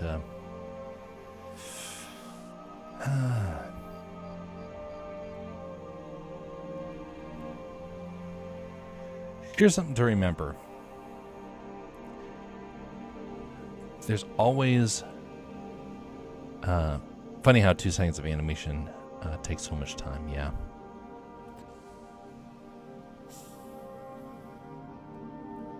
Trying to develop an idea is difficult. Sometimes you'll see people, they'll make a project and it looks so easy. Someone will say, oh, you just got to go out and make something. And they'll show you what they made, and then you look at it and you're like, dang, if only I could be able to do the same sort of thing. But there's something can go wrong with that sort of stuff. And I didn't really think about it initially until I saw it unfold in another person's project. What happens if you get passionate about a project and halfway through you realize, dang, this is actually a really bad project? You're suddenly stuck. You've invested everything into trying to see it through to its conclusion. And you might find that you want nothing more than to quit it. I have a lot of projects that I've done where it hits that point where I'm in the process of like, dang, I need to just quit this. And sometimes I go back to it. There's a project right now I've opened up again after many years, and I'm like, dang, this actually has potential, but it didn't have it early on. If I had invested into trying to complete the project early on, I would have regretted it, but now it has potential. Sometimes you need to share what you got, and sometimes you need to sit on your hands and say, wait a minute, this is not quite panning out the way that I was wanting, the way that it kind of should. Sometimes God puts up a roadblock. You don't know that it's coming along until at some point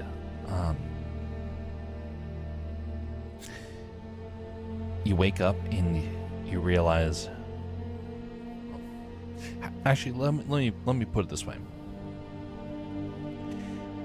I have had a couple of projects where I'm like, where I feel like I need to just go out and make something. Everyone else is making something, I need to just go out and make something. And I have never felt so thwarted as those moments.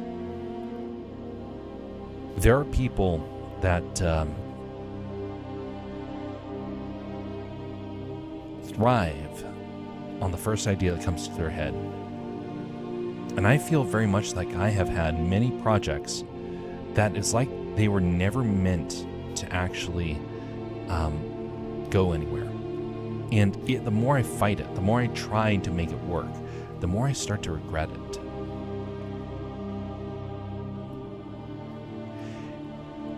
And eventually when I pull back, sometimes that's when the better idea comes along. There was a project a couple years back where I was all certain. I was like, okay, I just need to do something. And I had this gut feeling, I just need to get started with something. And so I dove into the first project that I could. And it didn't go so well. If anything, I learned the hard way that sometimes a project that you try and force, project that's not meant to be, that it will become more apparent as time goes on because it becomes so very, very difficult to pull off. And there's a couple of projects where that has happened. Some of them where I'm still trying to fight with them, trying to get them to come out. It's like almost there. Kind of like the Lego animation. I have never been so thwarted with renders. But at the same time, I've never had as much success as those renders.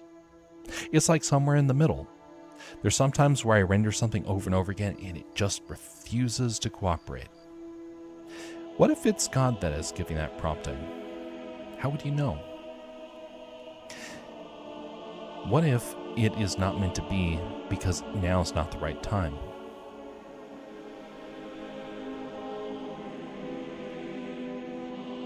But it will be the right time one day. Very, very hard to kind of know when that time is. There's a lot of guessing in that process.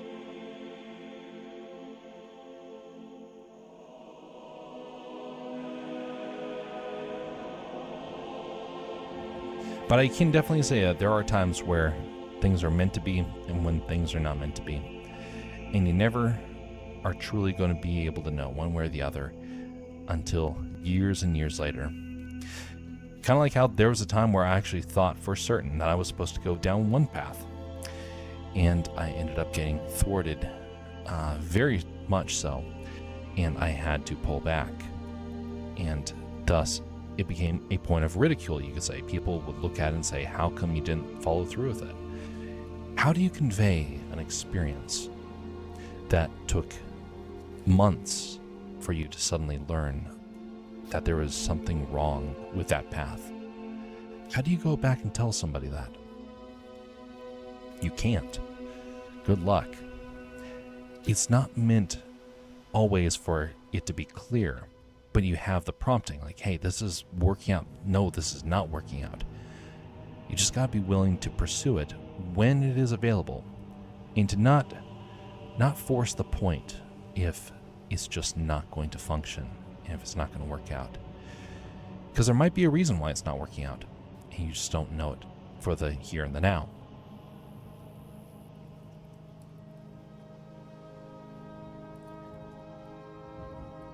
This has a slightly different coloration as you can see from here.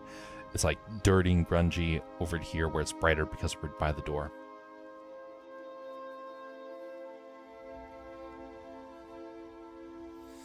I'm from Europe, so we don't really believe in gods or, I'm going to say mythology anymore, but maybe you're right. Well, technically, Europe is where the church took root, first and foremost. So, it is, I have noticed that Europe has changed. There's also a lot of areas in Europe where it is rekindling and faith is being reestablished. We're in a world that doesn't really believe as much as it used to. I can understand why it has kind of come about, although I do find it unfortunate. Nothing will make you believe faster than really having a very strong and almost undeniable sort of experience, something that really shakes you to your core. And I have indeed had some things similar to that. I won't say I had the most dramatic, but I have had similar ones. Christian. There are many. Let me explain it this way. I used to do a Bible study here on the internet, of which some of them are still on Rumble. I've not done that in a while. I kind of need to again.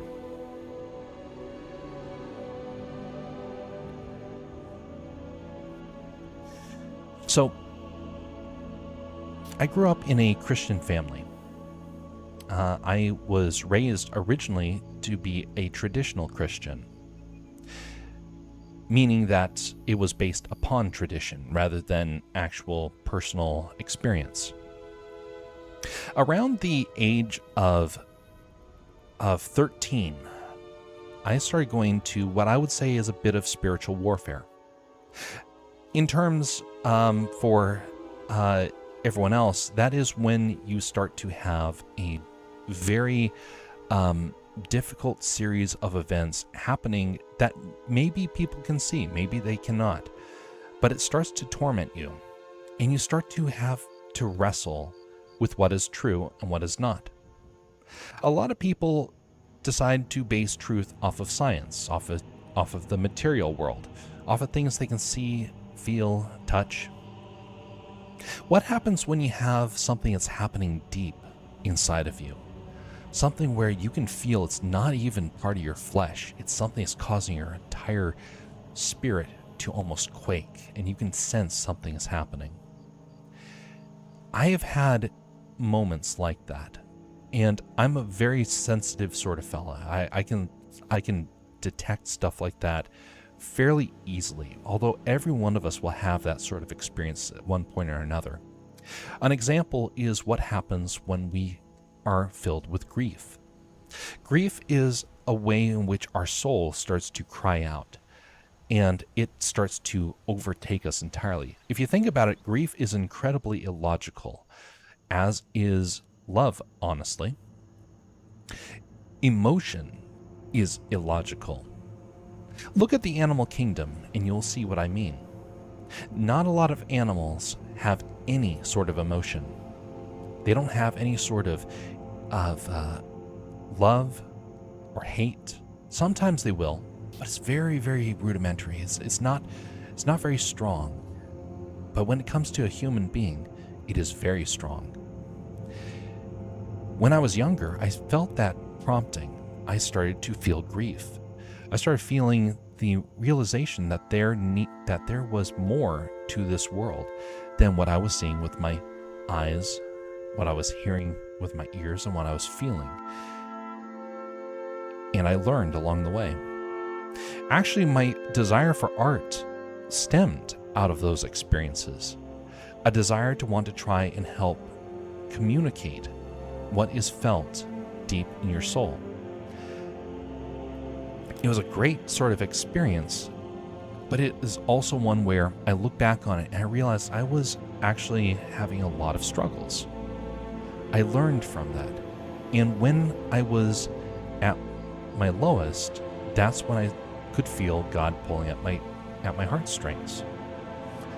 I started to not just believe based upon family tradition. I started to believe because I was experiencing it firsthand. We all will experience it differently, but for me, it was a very, involved sort of event. Some people, it's very subtle. For me, it was pretty eventful in many ways, and a lot of it was stemmed from this realization that there is a need for there to be hope. And I learned along that way through that sort of experience. So around the age of 15 is when everything started to make more sense. And I've been slowly growing on that journey ever since. So, anyway, that's the backstory. Don't want to sound offensive or anything, but why did you stick with Christianity with so many religions around? That's a very good question. And honestly, by the way, there is absolutely no offense. Something I don't talk about as much nowadays is that here in these streams, I talk about anything and everything. Everything gets covered. I try to be as open of a book as possible to everyone. Because there is a lot of mystery in this world. There's a lot of confusion in this world. And I don't want to be contributing to the confusion. I want to give clear and as accurate of statements as I can. So let me explain that aspect of things. Because honestly, that was part of where my struggle started. See, we recently, around the age of 13, is when we had just traveled back from Japan. A nation that is spiritual, but very godless. If you were to ask a Japanese man or woman what they believe about the spirits, they treat the spirits almost more like they're like they're forest sprites or things like that. Something that isn't really a deity of some kind. It's more like a creature of the woods. That's what a lot of their deities are like. Now, there are mightier ones, but the majority of them will attribute things to a spirit of some kind. So we got back from Japan, and I was wrestling with trying to figure out what was true and what was not. Because up until that point, my faith was very much built upon tradition, the family tradition. It had not become my own at that point. I did not believe because I believed. I believed because my parents said to believe. And I had not yet felt what it was like to have to stand and defend your faith. Well, coming from Japan, I had that realization, like, why do I believe what I believe? I started thinking, well, why is the Muslim not correct? Why is the Jewish man not correct? Why is the Hindu not correct? Why is it that only Christianity is there? Because to me, that sounded a little cold. Like, why would you try and limit it to just one? You know, there is a reason, and it took me a while to figure that out. What is truth? Where do we find truth? Well, based upon whatever background you have, whatever religion you have, it's going to be different. But the truth still needs to be founded on something. And for the Christian, it is the sacred text. It is based upon the Bible. Now, in the Bible, it gives historic reference that we have been learning over the centuries are actually far more accurate than anyone ever realized. It mentioned about there being a nation of Hittites that we didn't even know existed until the modern day. It mentioned things about the journey through the wilderness, through captivity, about battles that happened, and all of it is starting to become clear that it is very accurate on history. So a historical aspect, Christianity has a very good chance of being true. But there's something else. There is the transformation that takes place. Now, this is the most compelling thing that was for me. Shortly after the resurrection, Christ told his followers to go out into the world to testify. Now, there have been many great teachers throughout history. Many that were compelling, that were charismatic, but most of those, you could tell, were just mere human. When Christ came, man got a chance to see the face of God. And his words were so compelling, every one of those men that saw that would perish horrible deaths in order just to spread the word. The Christian faith is just that. It is a faith. It is not something that I can convince based upon if somebody doesn't believe the same thing. I can try and persuade. I can try and inspire. I can point to how I was impacted. But it's not going to be necessarily something where I can say, here's definitive proof. Everyone's going to have doubts. And I myself had doubts. You have to learn, and you have to, how should I say? You have to be willing to seek truth. And you will eventually start to discover it along the way. Now, some people are going to be convinced that it's not true. I'm not here to try and tell those people to do otherwise. All I can do is say, I have chosen this way because I believe, based upon life experiences, based upon the promptings of the heart, based upon history.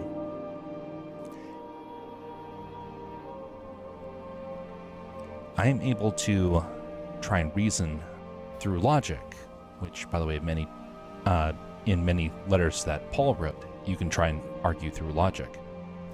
You can try and inspire based upon kind of a charismatic sort of approach. That can be taken from the book of John. You can inspire based upon history, which is where you get it from the Old Testament or from some of the elements of the original Gospels.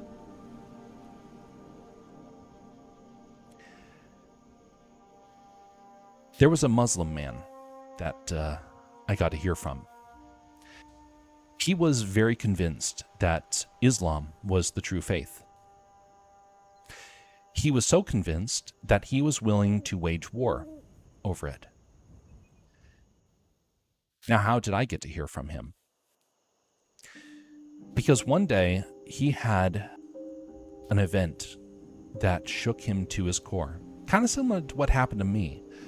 But for him, it happened over what happened for me over many years, it happened to him in a very short amount of time. And he became 100% convinced that it was actually Christianity that was true. His entire family threatened to kill him. This is the thing about the gospel that makes it really stand out from every other religion. It is a faith of love, mercy, and redemption. It's not based upon works. It's not based upon power. It's not based upon money or status. It's based upon humility and care for one another. We were taught by Christ to be servants to one and all. Thus we go throughout the world trying to inspire through being servants. It is up to men across the world to decide what is true and what is not. Every man has to be convinced in his own heart what is true. I myself am convinced that it is the teachings of Christ that are true. To another man, maybe not. All I can say is that it is your journey that you have to try and learn. You can be, you have to have, though, just one thing to consider. And that is the fact that why we need a religion, period. Most people are going to want a religion because they want the stability of it. It contributes to their society. To some other people, they want to be able to follow a religion because it gives them meaning and purpose. But what's the Christian religion about? It's about salvation. And that's one of the things that stands out, that makes it different.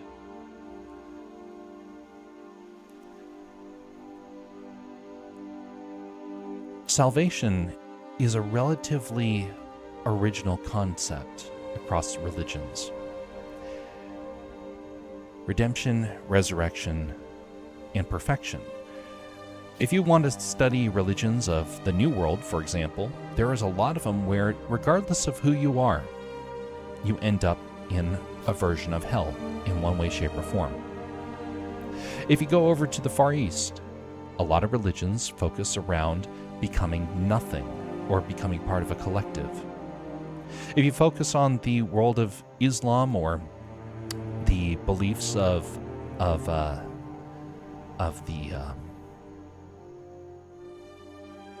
Mormons, it's about rewards-based sort of salvation.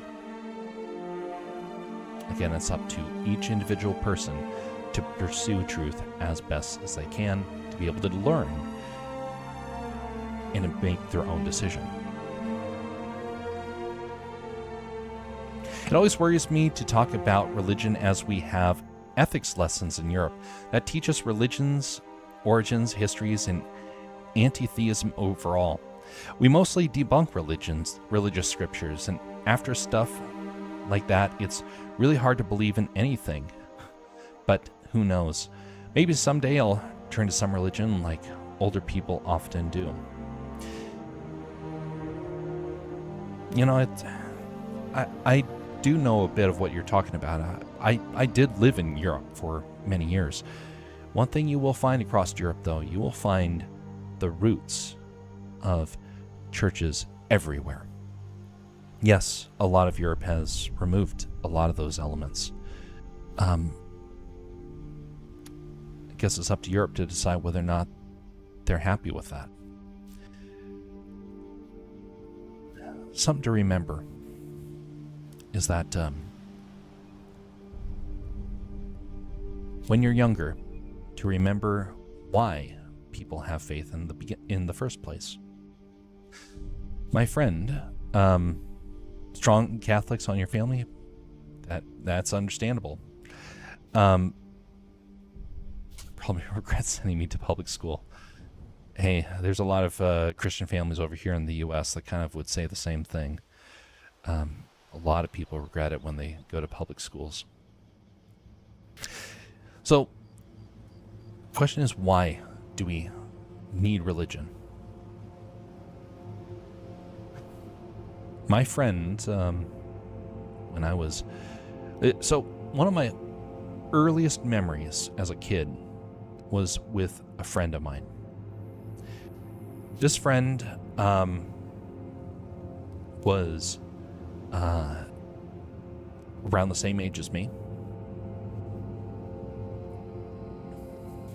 And about 15, 20 years ago, he contacted us and mentioned that he had a fatal form of cancer. He was not really religious at that point. You find God through struggle. You find him through the pain of this world. It's an unfortunate part, but here's something to remember. There is all the vices in the world to try and get us to cling to this world. But every one of us will grow old. We will get sick, and we eventually will perish. Death, for the Christian, is not to be feared.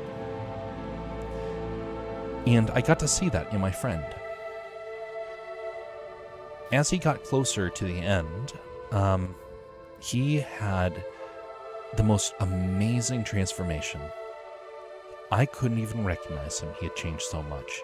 Not just because of the chemotherapy he was going through, but the words he was using, the transformation happening to his soul. When he eventually passed, there were a ton of people that showed up because he had left a massive impact on everybody. Within a very short amount of time, he accomplished what I've been unable to do in all those years since. He's been able to change the lives of hundreds.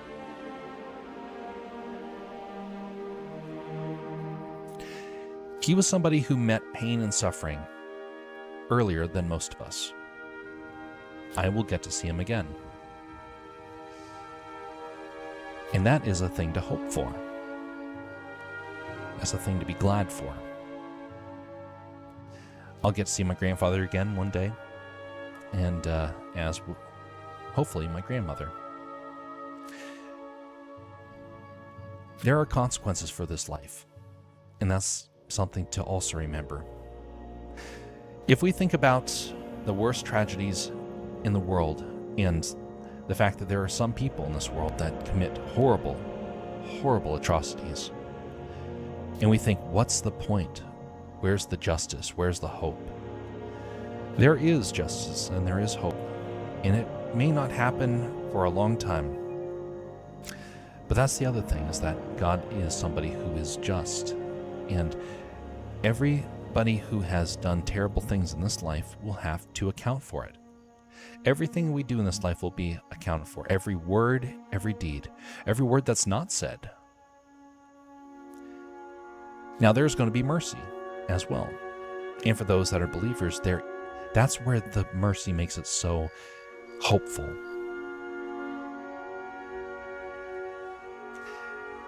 Mercy is what changes everything in Christendom, because there's no longer the fear of punishment.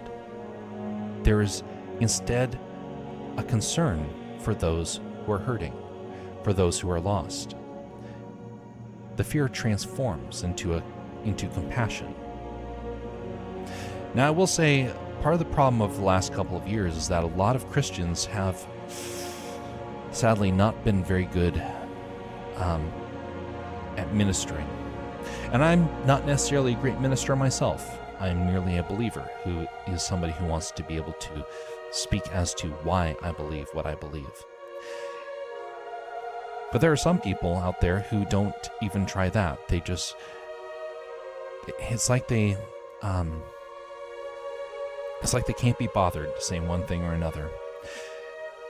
And a lot of those people have made the message of the gospel, they've polluted it in many ways. It's a real shame, honestly. I wish very much that we could be able to go back and reset things, but unfortunately, a lot of people have made very, very difficult choices over the last couple of decades. A lot of people who have, in pain and bitterness, have made very bad decisions.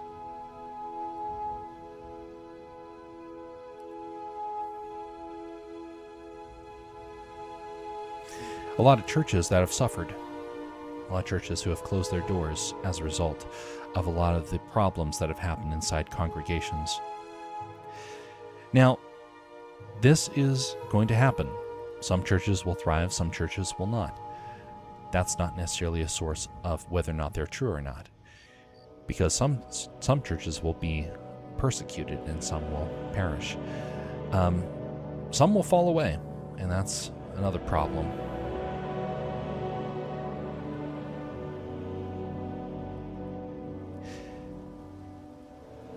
If you ever have confusion and doubt, this is one thing I can definitely say. One of the best books of the Bible to turn to if you have questions about such things is to turn to the Gospel of John. That is a great place to start. Some people will start at the very, very beginning. I don't suggest that, although it is helpful for understanding the history of how these things came about. The Gospel is important to know as the foundation of what we find in the Gospel of Luke. Now, when Christ came to this world, it was about trying to redeem and restore.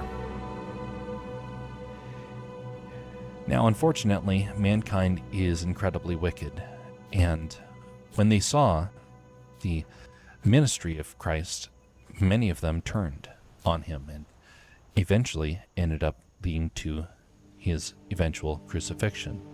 Now, it was prophesied that had to happen, though, because Christ came to redeem us from sin, in the sense that we one day will stay in judgment before God. There needed to be redemption to be able to help us, to save us from that day. The wicked, though, that becomes a terrifying day. And to some people, that makes the gospel message sound very hateful. It's not necessarily. I mean, if you look at other religions around the world, they get even more violent. And that's something that when I came back from Japan, I was kind of having to reason with. I suddenly started looking into a lot of other religions. I found out that all of them believe in one way, shape, or form that there is going to be judgment. It's not just the Christian religion that believes that. But the Christian religion does do something that the others don't. It offers that salvation. It offers that hope that the others don't. And one of the great things is that in the Old Testament, Israel was the nation that was blessed. It was God's chosen people, and he had to be part of them in order to find salvation. When Christ came, he took it to the whole world, and it suddenly turned everything upside down. The book of Jonah is a great one for that, because it shows that God is starting to extend mercy to everyone.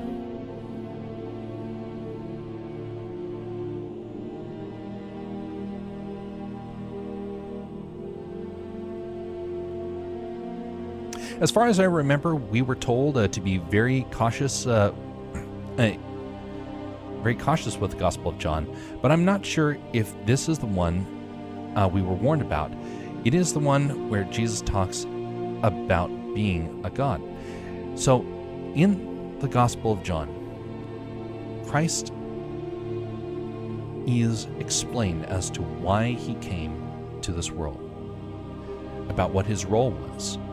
And yes, when he is eventually questioned, he does convey to them that he is the Son of God, God himself, sent in order to redeem. One thing to always remember: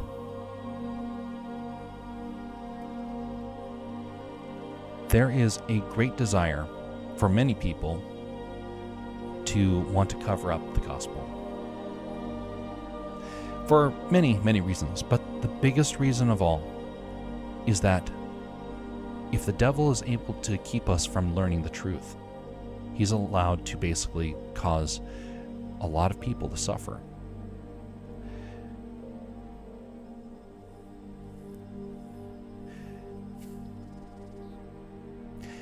It's up to us to be able to discern for ourselves.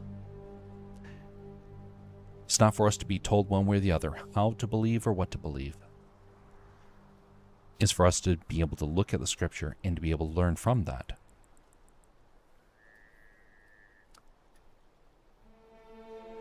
Now, I do confess there's a lot of the Bible that is very challenging, and it is meant to be. It is meant to be an opportunity for soul searching. Now, one of the more difficult Bible books to go through is the book of Revelation.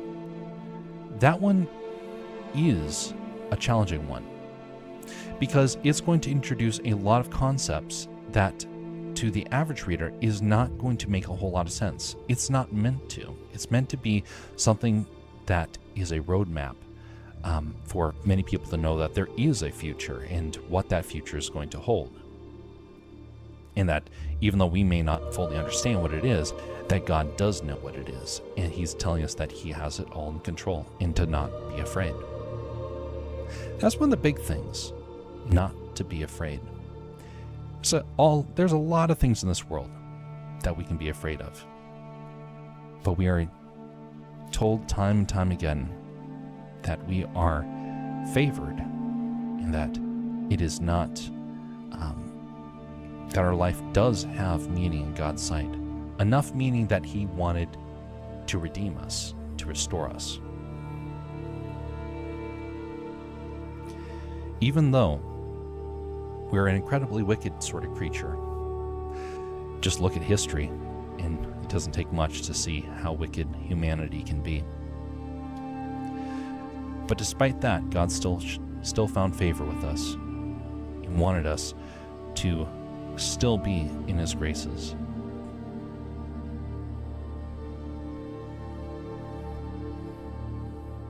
Throughout history, Christians have had to be challenged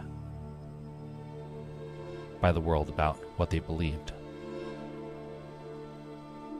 Some of them made incredible stands.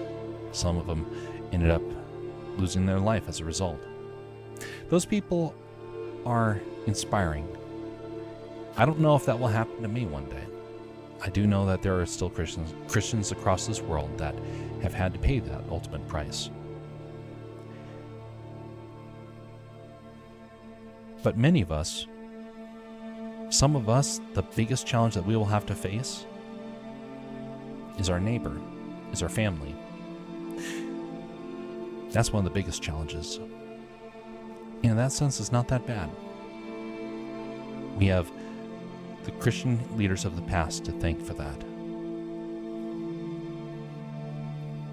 I remember we focused mostly on debunking the Old Bible. I don't know the name. That would be the Old Testament. The one before Jesus, it is full of very, very interesting stuff. That it is. Of which there's some fascinating stuff in there. But it's all leading up to the gospel.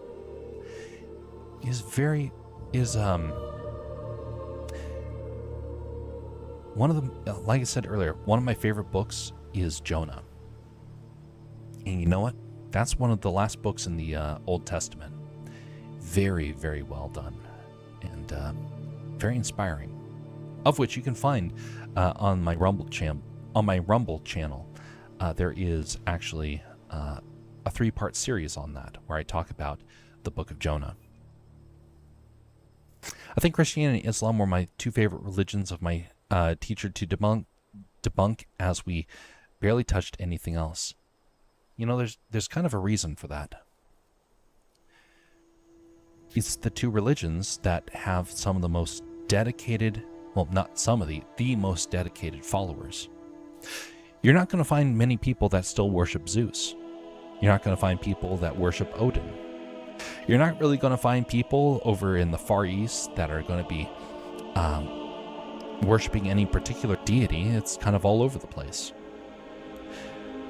The people of India worship a lot, but their worship is kind of very tribal and very regional. If you're talking about a religion that completely and totally transforms somebody, it is Islam and it is Christianity. They're 2 very dedicated faiths of 2 very different backgrounds.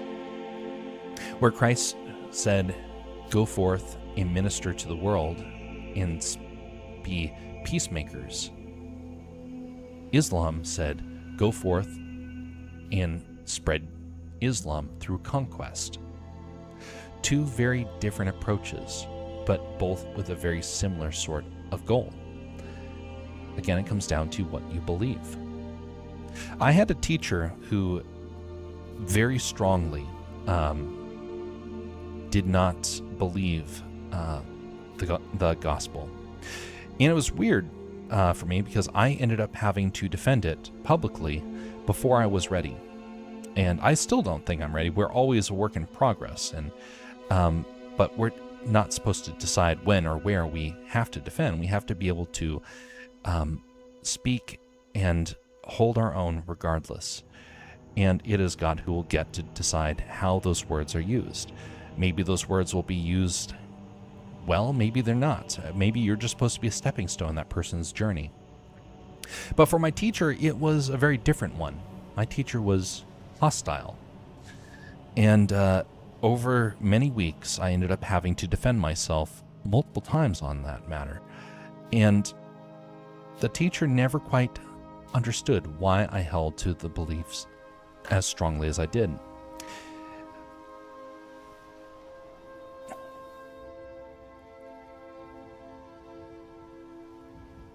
It's kind of interesting. I wonder what happened to her. I wonder what, if it changed any. I have another friend who is overseas. He's in a nation that I won't mention, but he came over here to America because he wanted to learn about Christianity because he was secretly a Christian. If he went back to his country and said that he was that he would be immediately ended. And he was very blunt about it, that, this is something that happens in his country. There's a guy that I know, he came from India, and he's living in America now permanently, so I can mention this story. The windows of his church were broken in, and grenades were thrown into his home, into the congregation. He was one of 2 survivors. He became very strong in the faith because he got to see faith in action. He got to see what persecution looked like in action. It's so strange, isn't it? Throughout history, there's never been a religion that's been more merciful and kind, uplifting the poor and looking out for the needy, as what you find with Christianity.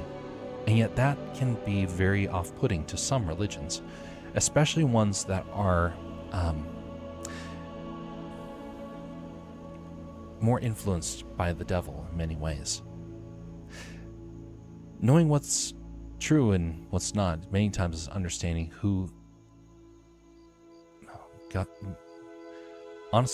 is and who the devil is. And we believe the devil is out to try and keep the gospel from being spread, even through things like persecution, kind of like what my friend experienced. Is Islam a continuation of the Bible? Do you treat Islam like Jews treat Christianity? So that's a very interesting question. When Jesus came, it was the religious leaders of Judaism that were supposed to welcome the Christ, and they did not. At which point, God sent his message out to the Gentiles, everyone else. Everyone else that was not Jewish became the chosen people in that sense. Suddenly, God's blessing moved on. Islam is a different sort of story, though. By the way, you will not find Jewish people who believe in God anymore. They're one of the most atheistic nations in the world, which is very unfortunate. There's many missionaries that try and reach out to them. It's very difficult to try and help them. But Islam is different. Islam, and this I know from people firsthand, I myself have not experienced this, but I know many people who have come from Islam.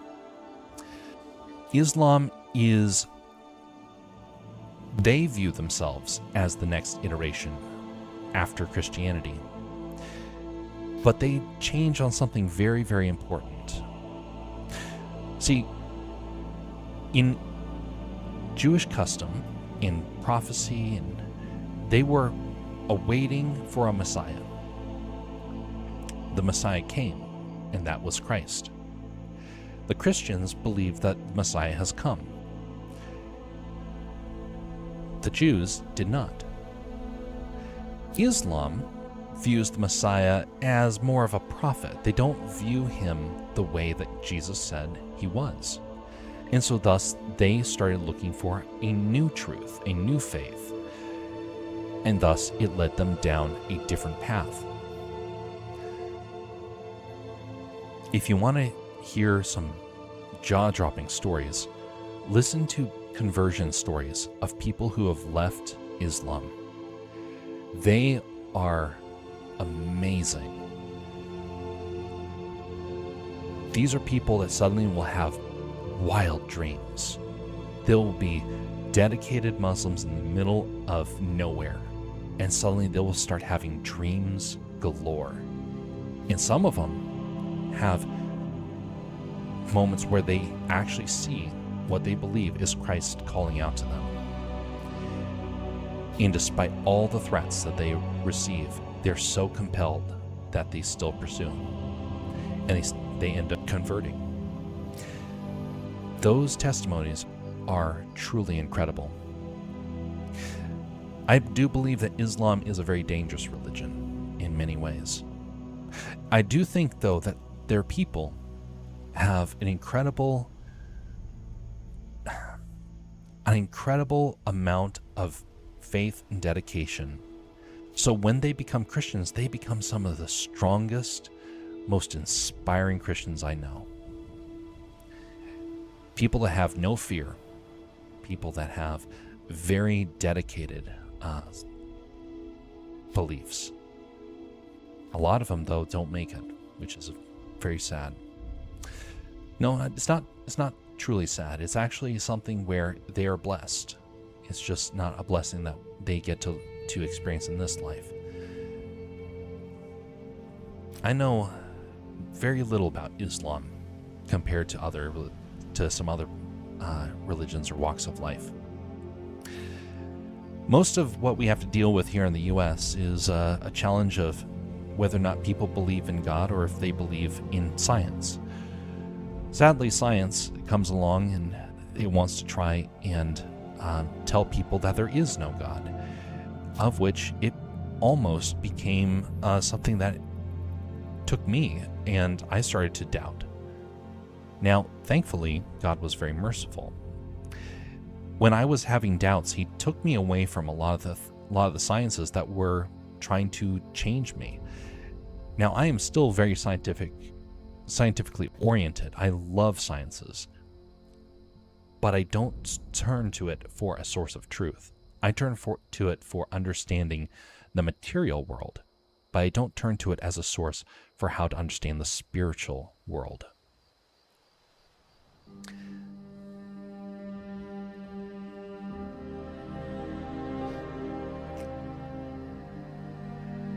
There are many different church denominations out there. I myself come from a Lutheran Presbyterian background. I know a lot of people who come from a Catholic background. I know many who come from a Baptist background, which, by the way, I spent a lot of time in Baptist churches.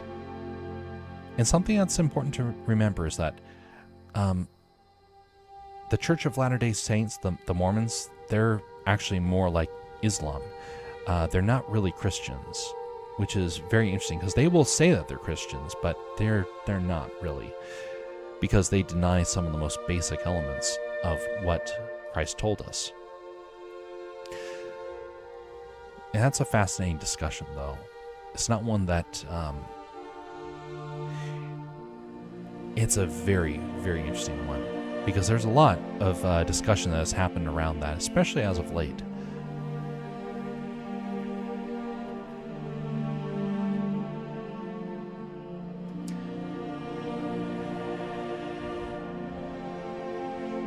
I guess one of the most important things to remember is what's prompting your spirit. What is it that drives you forward? Where are you seeking for clarity and truth?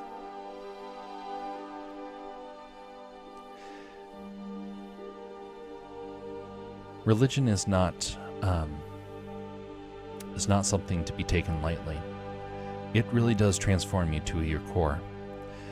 And I do think there are consequences for going down paths that can be destructive.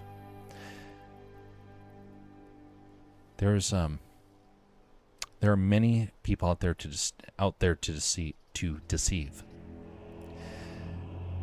And unfortunately, that is part of the hazards of our modern world. Being able to talk with somebody who is dedicated in the faith is important. But it's up to you to decide what the faith will mean to you. Every last person in this world is called to believe. Not everyone will. And some people are going to resist to the very, very end. There is a man that I got to know very well who kept pushing off the question of his faith until the very, very end. he was he started to lose his mind. He was strange. He was a very proud sort of man. When he came to the end, though, he was humbled. And at the very end, he said, "You know what? Yes, I do believe." And he changed. There are people that will change at the last moment in their life, but we don't know what tomorrow will bring. So it's important to always be able to ask those questions now, to be able to wrestle with it in our spirit.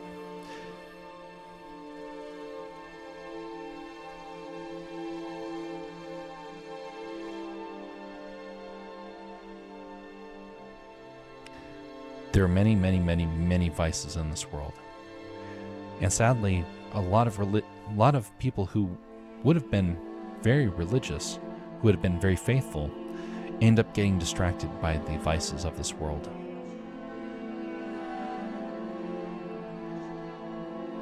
To a lot of people, any sort of religion starts becoming outdated, old-fashioned, a hindrance to their fun. And in some ways, that's true. Faith is a hindrance to fun.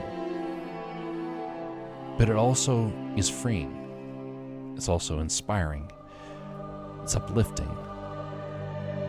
If you've never had fear before, eventually you will have fear. Every one of us has, but if you never had like a truly chilling fear, it will eventually happen. At which point, you will have to decide where you turn to for truth. For me, when I was younger, that was the point where those moments of fear started to turn into moments of prayer. I'm still trying to learn, trying to get better on this journey. I'm not perfect by any stretch. I'm a work in progress.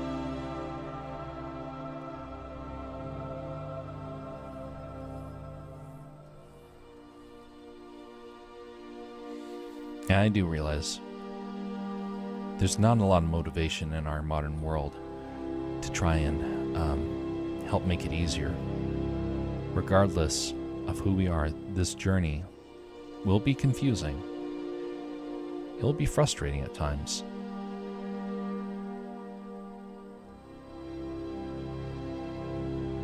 I just hope that the journey becomes clear as time goes on.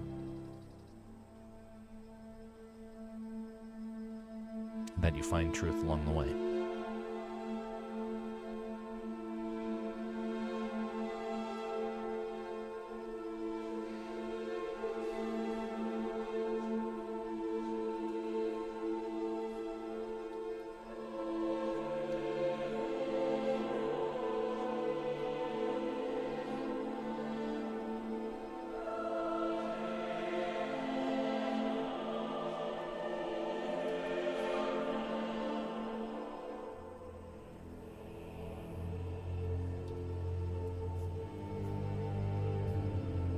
The colorful line work that I'm experimenting with looks so dope and clean. I love it.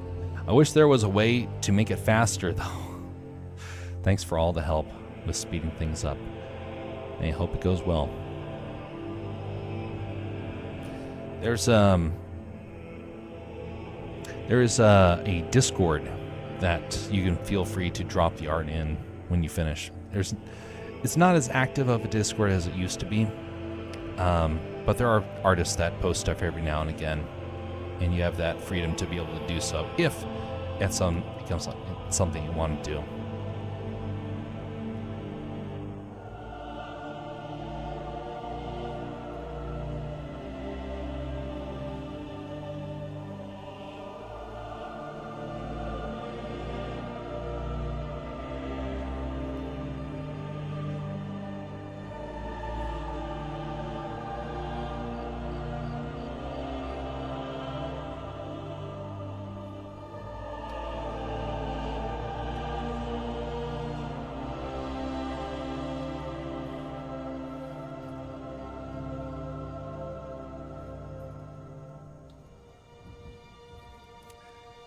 we're going to start wrapping this up. It is 1:35 in the morning. And to just finish up a little bit here, and we will do the other section tomorrow. Now that I got figured out what was going wrong with a silly website, I don't have to fight with that tomorrow, so I can be able to start earlier on this.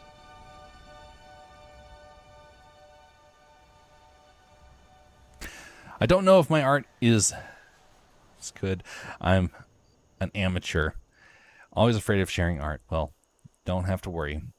Whenever you feel comfortable doing it, we're a bunch of amateurs. Like, I'm still learning, and we have a lot of people in that group that are also amateurs. And besides, no one's really posting these days anyway, so it's not like you're going to be scrutinized or anything. And by the way, people that do scrutinize get kicked out of the Discord. So we have uplifting and encouraging people.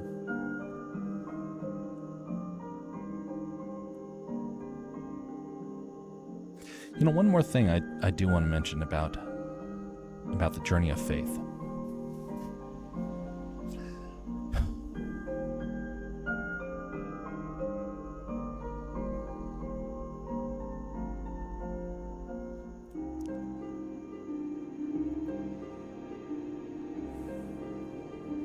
There are some things in this world that are clear, that are certain.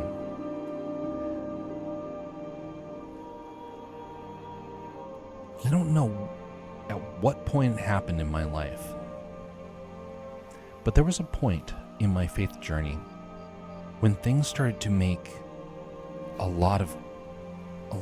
started to become super clear.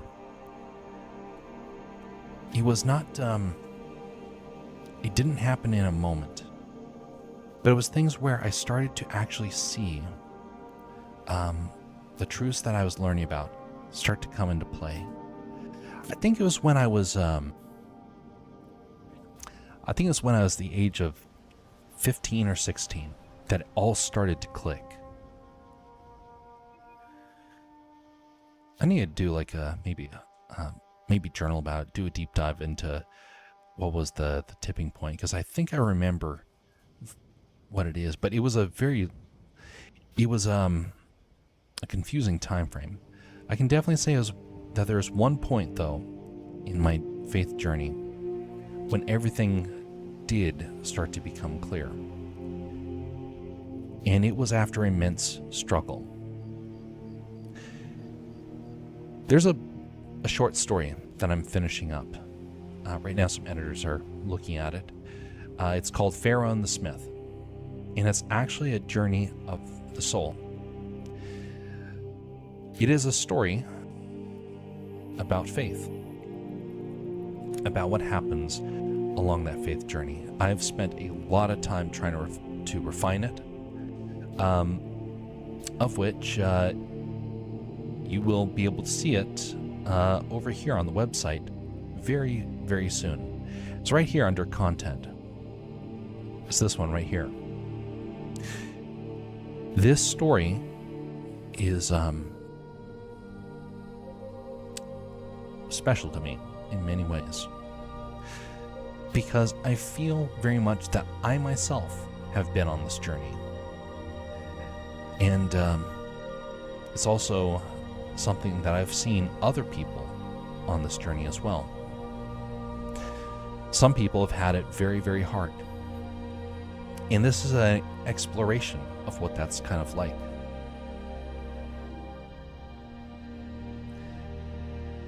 In the story, there is, it's a parable about metal. And in the story, someone is plucked out of the dark world and starts to change against their will. But in doing so, starts to transform and become something special. That's coming out very soon. It's a 20-minute read, maybe 30 minutes. Kind of depends on what the editors come back with. But very soon I'll be sharing this. I was hoping to have it done the first week of August. As you can see, it's the 20th now. So much for that. Maybe it'll come out in the first week of... Actually, I'll make it so it comes out on September 1st. That will be the good day for that. So September 1st, it will come out. And it's free. It's going to be something where hopefully it's as inspiring to other people as it has been to me to get to write. Where do I find that Discord link? So there's a couple of different places you can find it. Let's see here. Did I put it over here? About... Oh, that's right. I got... it's right here. Okay, so let's give this a go. Because I've had some problems trying to share the link in the Discord. It's this middle button right here, the one that says Discord. If that doesn't work, I'll try the Discord manual link. But I've had some problems with that one, so I'm trying to avoid using this one just yet.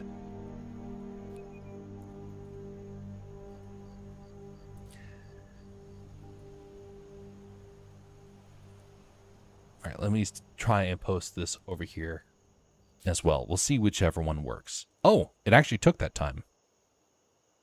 Maybe. Either way. It's a simple Discord. It's not anything too special. It is something where we've had some great months, we've had some quiet months. Right now we're in a bit of a quiet month. Things are just starting to kind of get back into the swing of things because over the spring I ended up becoming very focused on work. And so thus I didn't have a whole lot of time to really keep everything up and operational. But anyway, over here in the Discord, there is an area called Art, Community Art. And we've had people post things like their stitch working.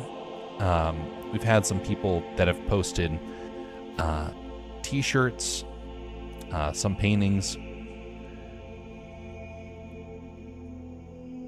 3D models that people have made. But yeah, so it's right here in the art section. Greater Community Art. Let me let's see here. Did it? So if you're in there, I will have to just make sure that you are given the ability to post stuff. Let's see here. Let me restart my Discord.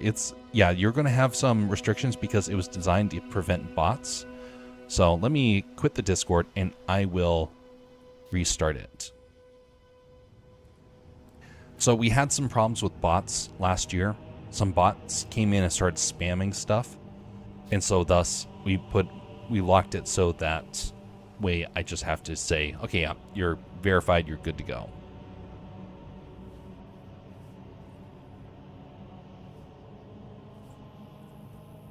Oh. Oh, my bad. That's the other one. This is the one that is still in the works. Good to know. That was the wrong link. Go with the second link. My bad. Okay. Over here is where I post things like this. Like this. This is the animation side. Art and animation side, so my apologies. It is this one right here. Alaska Man Jeff. The second link. This one is where we have a variety of folks here. Most of the time it's been for game sort of opportunities, but the art one, again, is in the creator community right here. Easy to share stuff. But anyway, I'll keep that up here as start to wrap But I should have thought about that. I should have thought about that.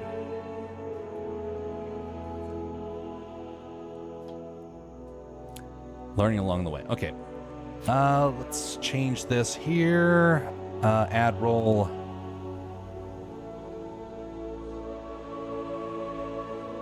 Okay. Let's see if that does that there. So you can be able to post stuff into the art as you so desire.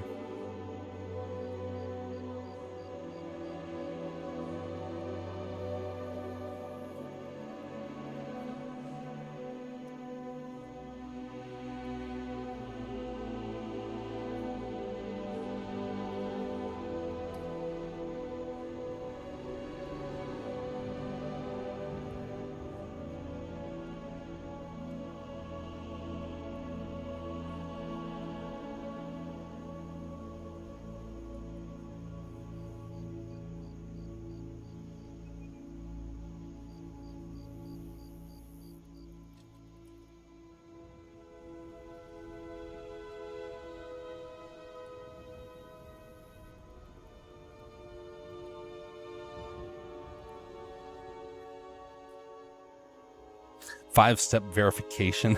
Oh, for Discord? Oh, no.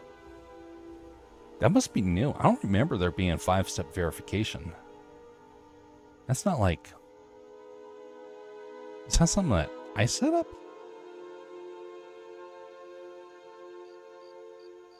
Or is that like a generic Discord thing? If so, I don't remember setting up something like that. We've never had that problem before.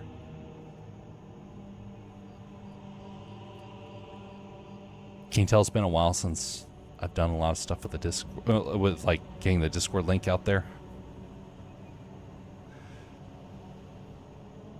We're finding all sorts of bugs.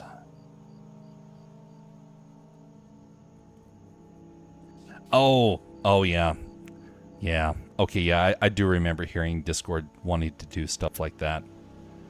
I heard people complaining about that on social media. I didn't know if that was the case.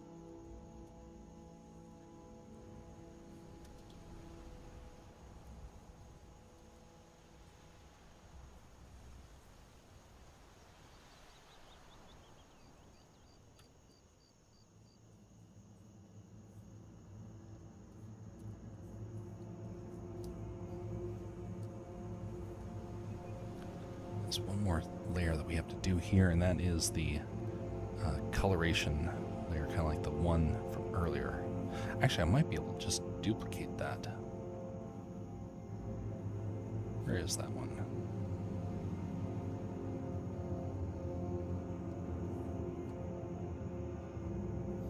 Yeah, that's it.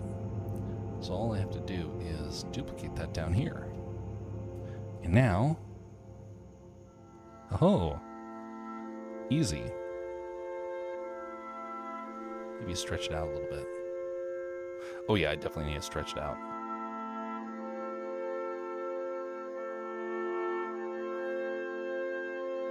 There, we have a junk pile.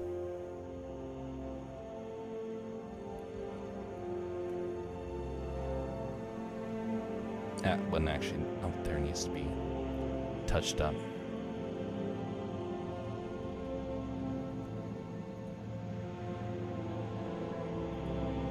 Oh, very nice. Just saw the artwork come through.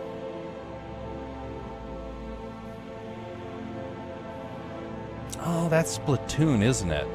I used to play that game a lot. Very well done.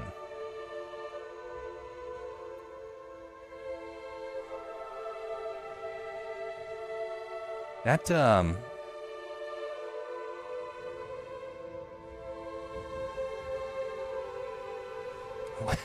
I like the addition of the paint there. It's a good one.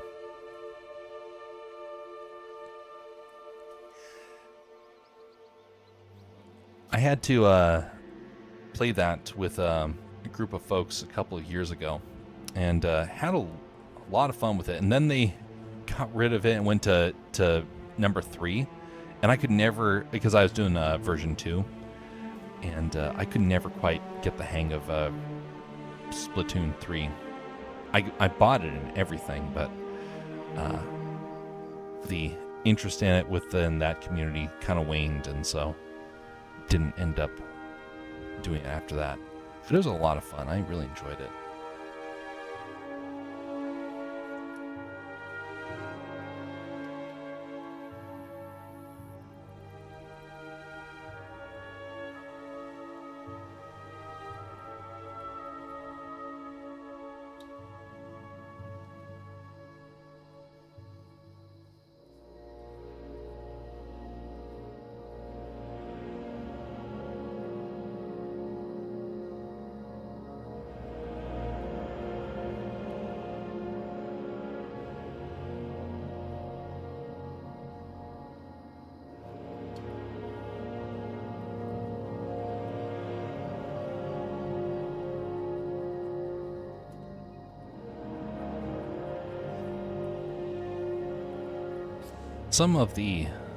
There was some artwork that a friend of mine had posted a couple of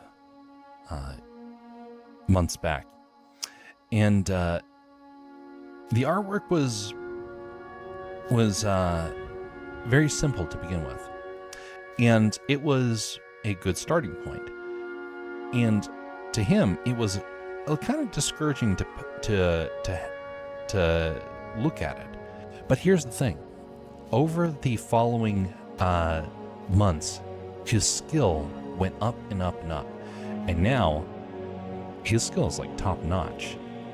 It did not take him that long to get there. Of course, he practiced every single day, which that you practice anything every single day, you will eventually get up to speed. But he definitely did a lot of work to try and get himself there. And it panned out.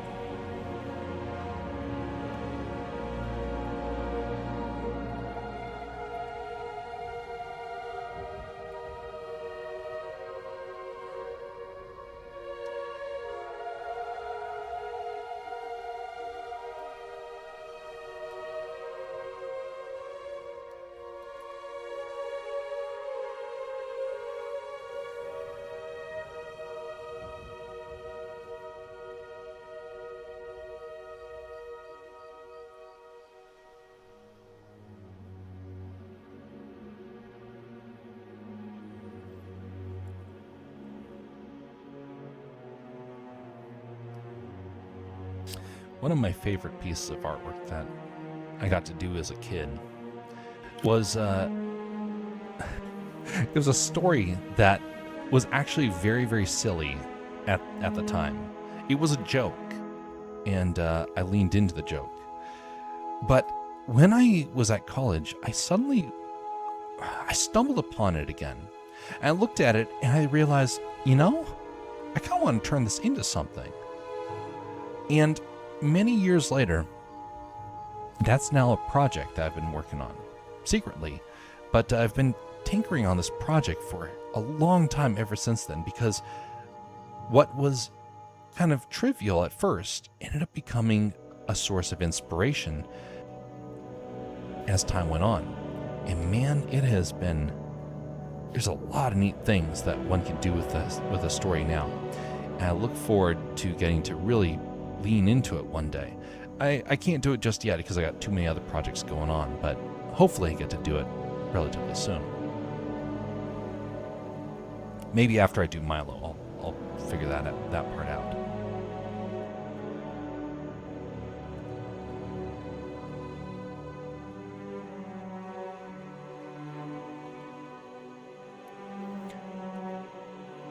I even found a donut.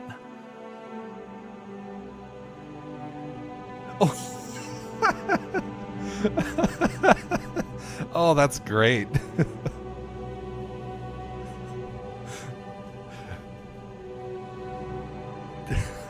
I love the plane sitting on top of the donut. Now that's the type of donut I would want. Let's see here. Donut. I like that.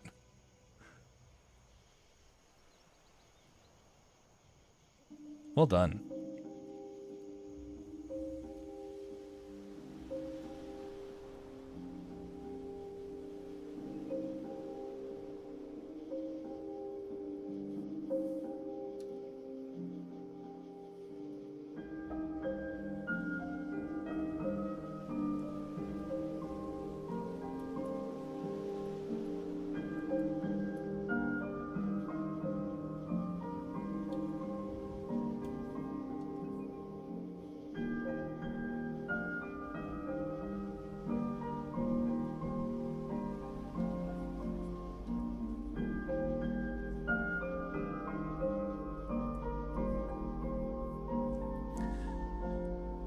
Well, we're going to have to bring this now to a close.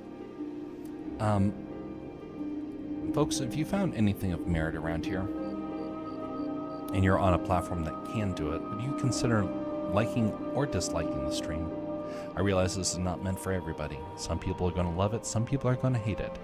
I'm incredibly polarizing. I've learned that over the years. But if you could do one or the other, that would be great, because that at least tells me that you are flesh and blood, and you took time out of your day to come by and see what we're doing.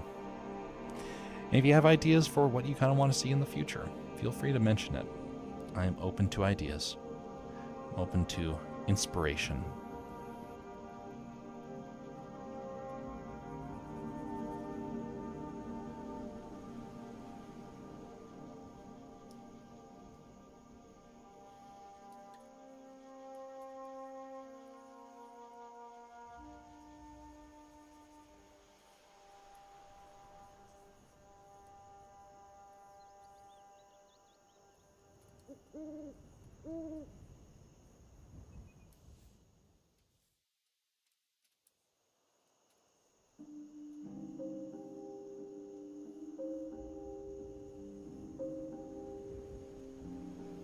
This drawing ended up being way more complex than what I was setting out for.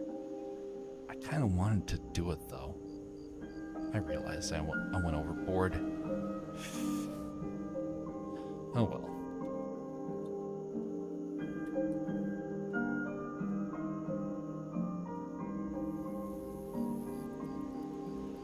Something as we start to close out, though, I do want to mention,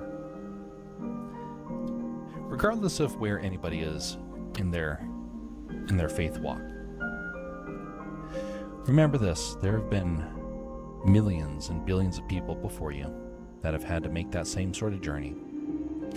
It is completely understandable for it to be confusing and discouraging at times. It is not easy, and yet at the same time, there is a multitude before you that has been part of that journey. We have had many people, actually, over the last couple of years that have been on that journey in one way, shape, or form. I don't hear from everybody where their journey has gone since then. I kind of wish I did. Probably need to reach out to some of them, see how they're doing.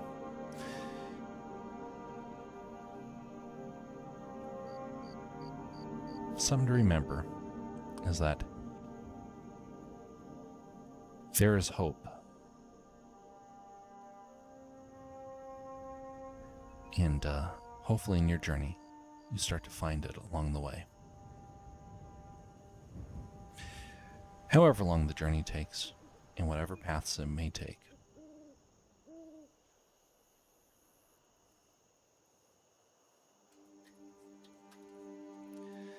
All right, we will call that there. Okay, we have one more area, and we will do that next time. Do that tomorrow. And then this scene will be over, which is going to be unfortunate, because then that means that everyone's going to have this one scene that's going to stand out to them, and everything else is going to look like garbage by comparison. And it's the garbage scene that will be higher quality.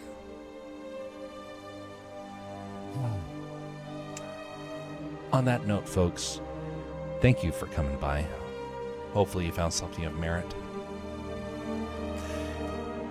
Yeah, so the left side's going to have a couple of things. It's going to have a piece of machinery. It's going to have an R2 mech, or some other astromech over there in the rubble. There's going to be like the top of a gonk droid, things like that. So the other side's going to be just as complex. It's going to be in the shadows a little bit more, just so it doesn't take as much time to do. But anyway, that will be an interesting part to do. All right. Can't raid anyone today. There's not anybody that is currently live. I don't think. Let me double check one last time. Of course, we don't raid on the Rumble side because there is almost nobody over there these days. So if you are on the Rumble side, please give it a shout out. Otherwise, we will just be closing out as is. Oh, hey. Speak of the man himself. Oh, Jeff Henson is up. Haven't seen him in a long time. We're going to go over and raid him. So it's been a while. On that note, folks, have a very good evening and morning, everybody. Just a reminder, no matter who you are, where you are, be civil to one another and share that civility with those around you. Be a blessing to your community, and we will see you all next time. Starting the raid, and for the rest of you folks out there, we will just be ending after this.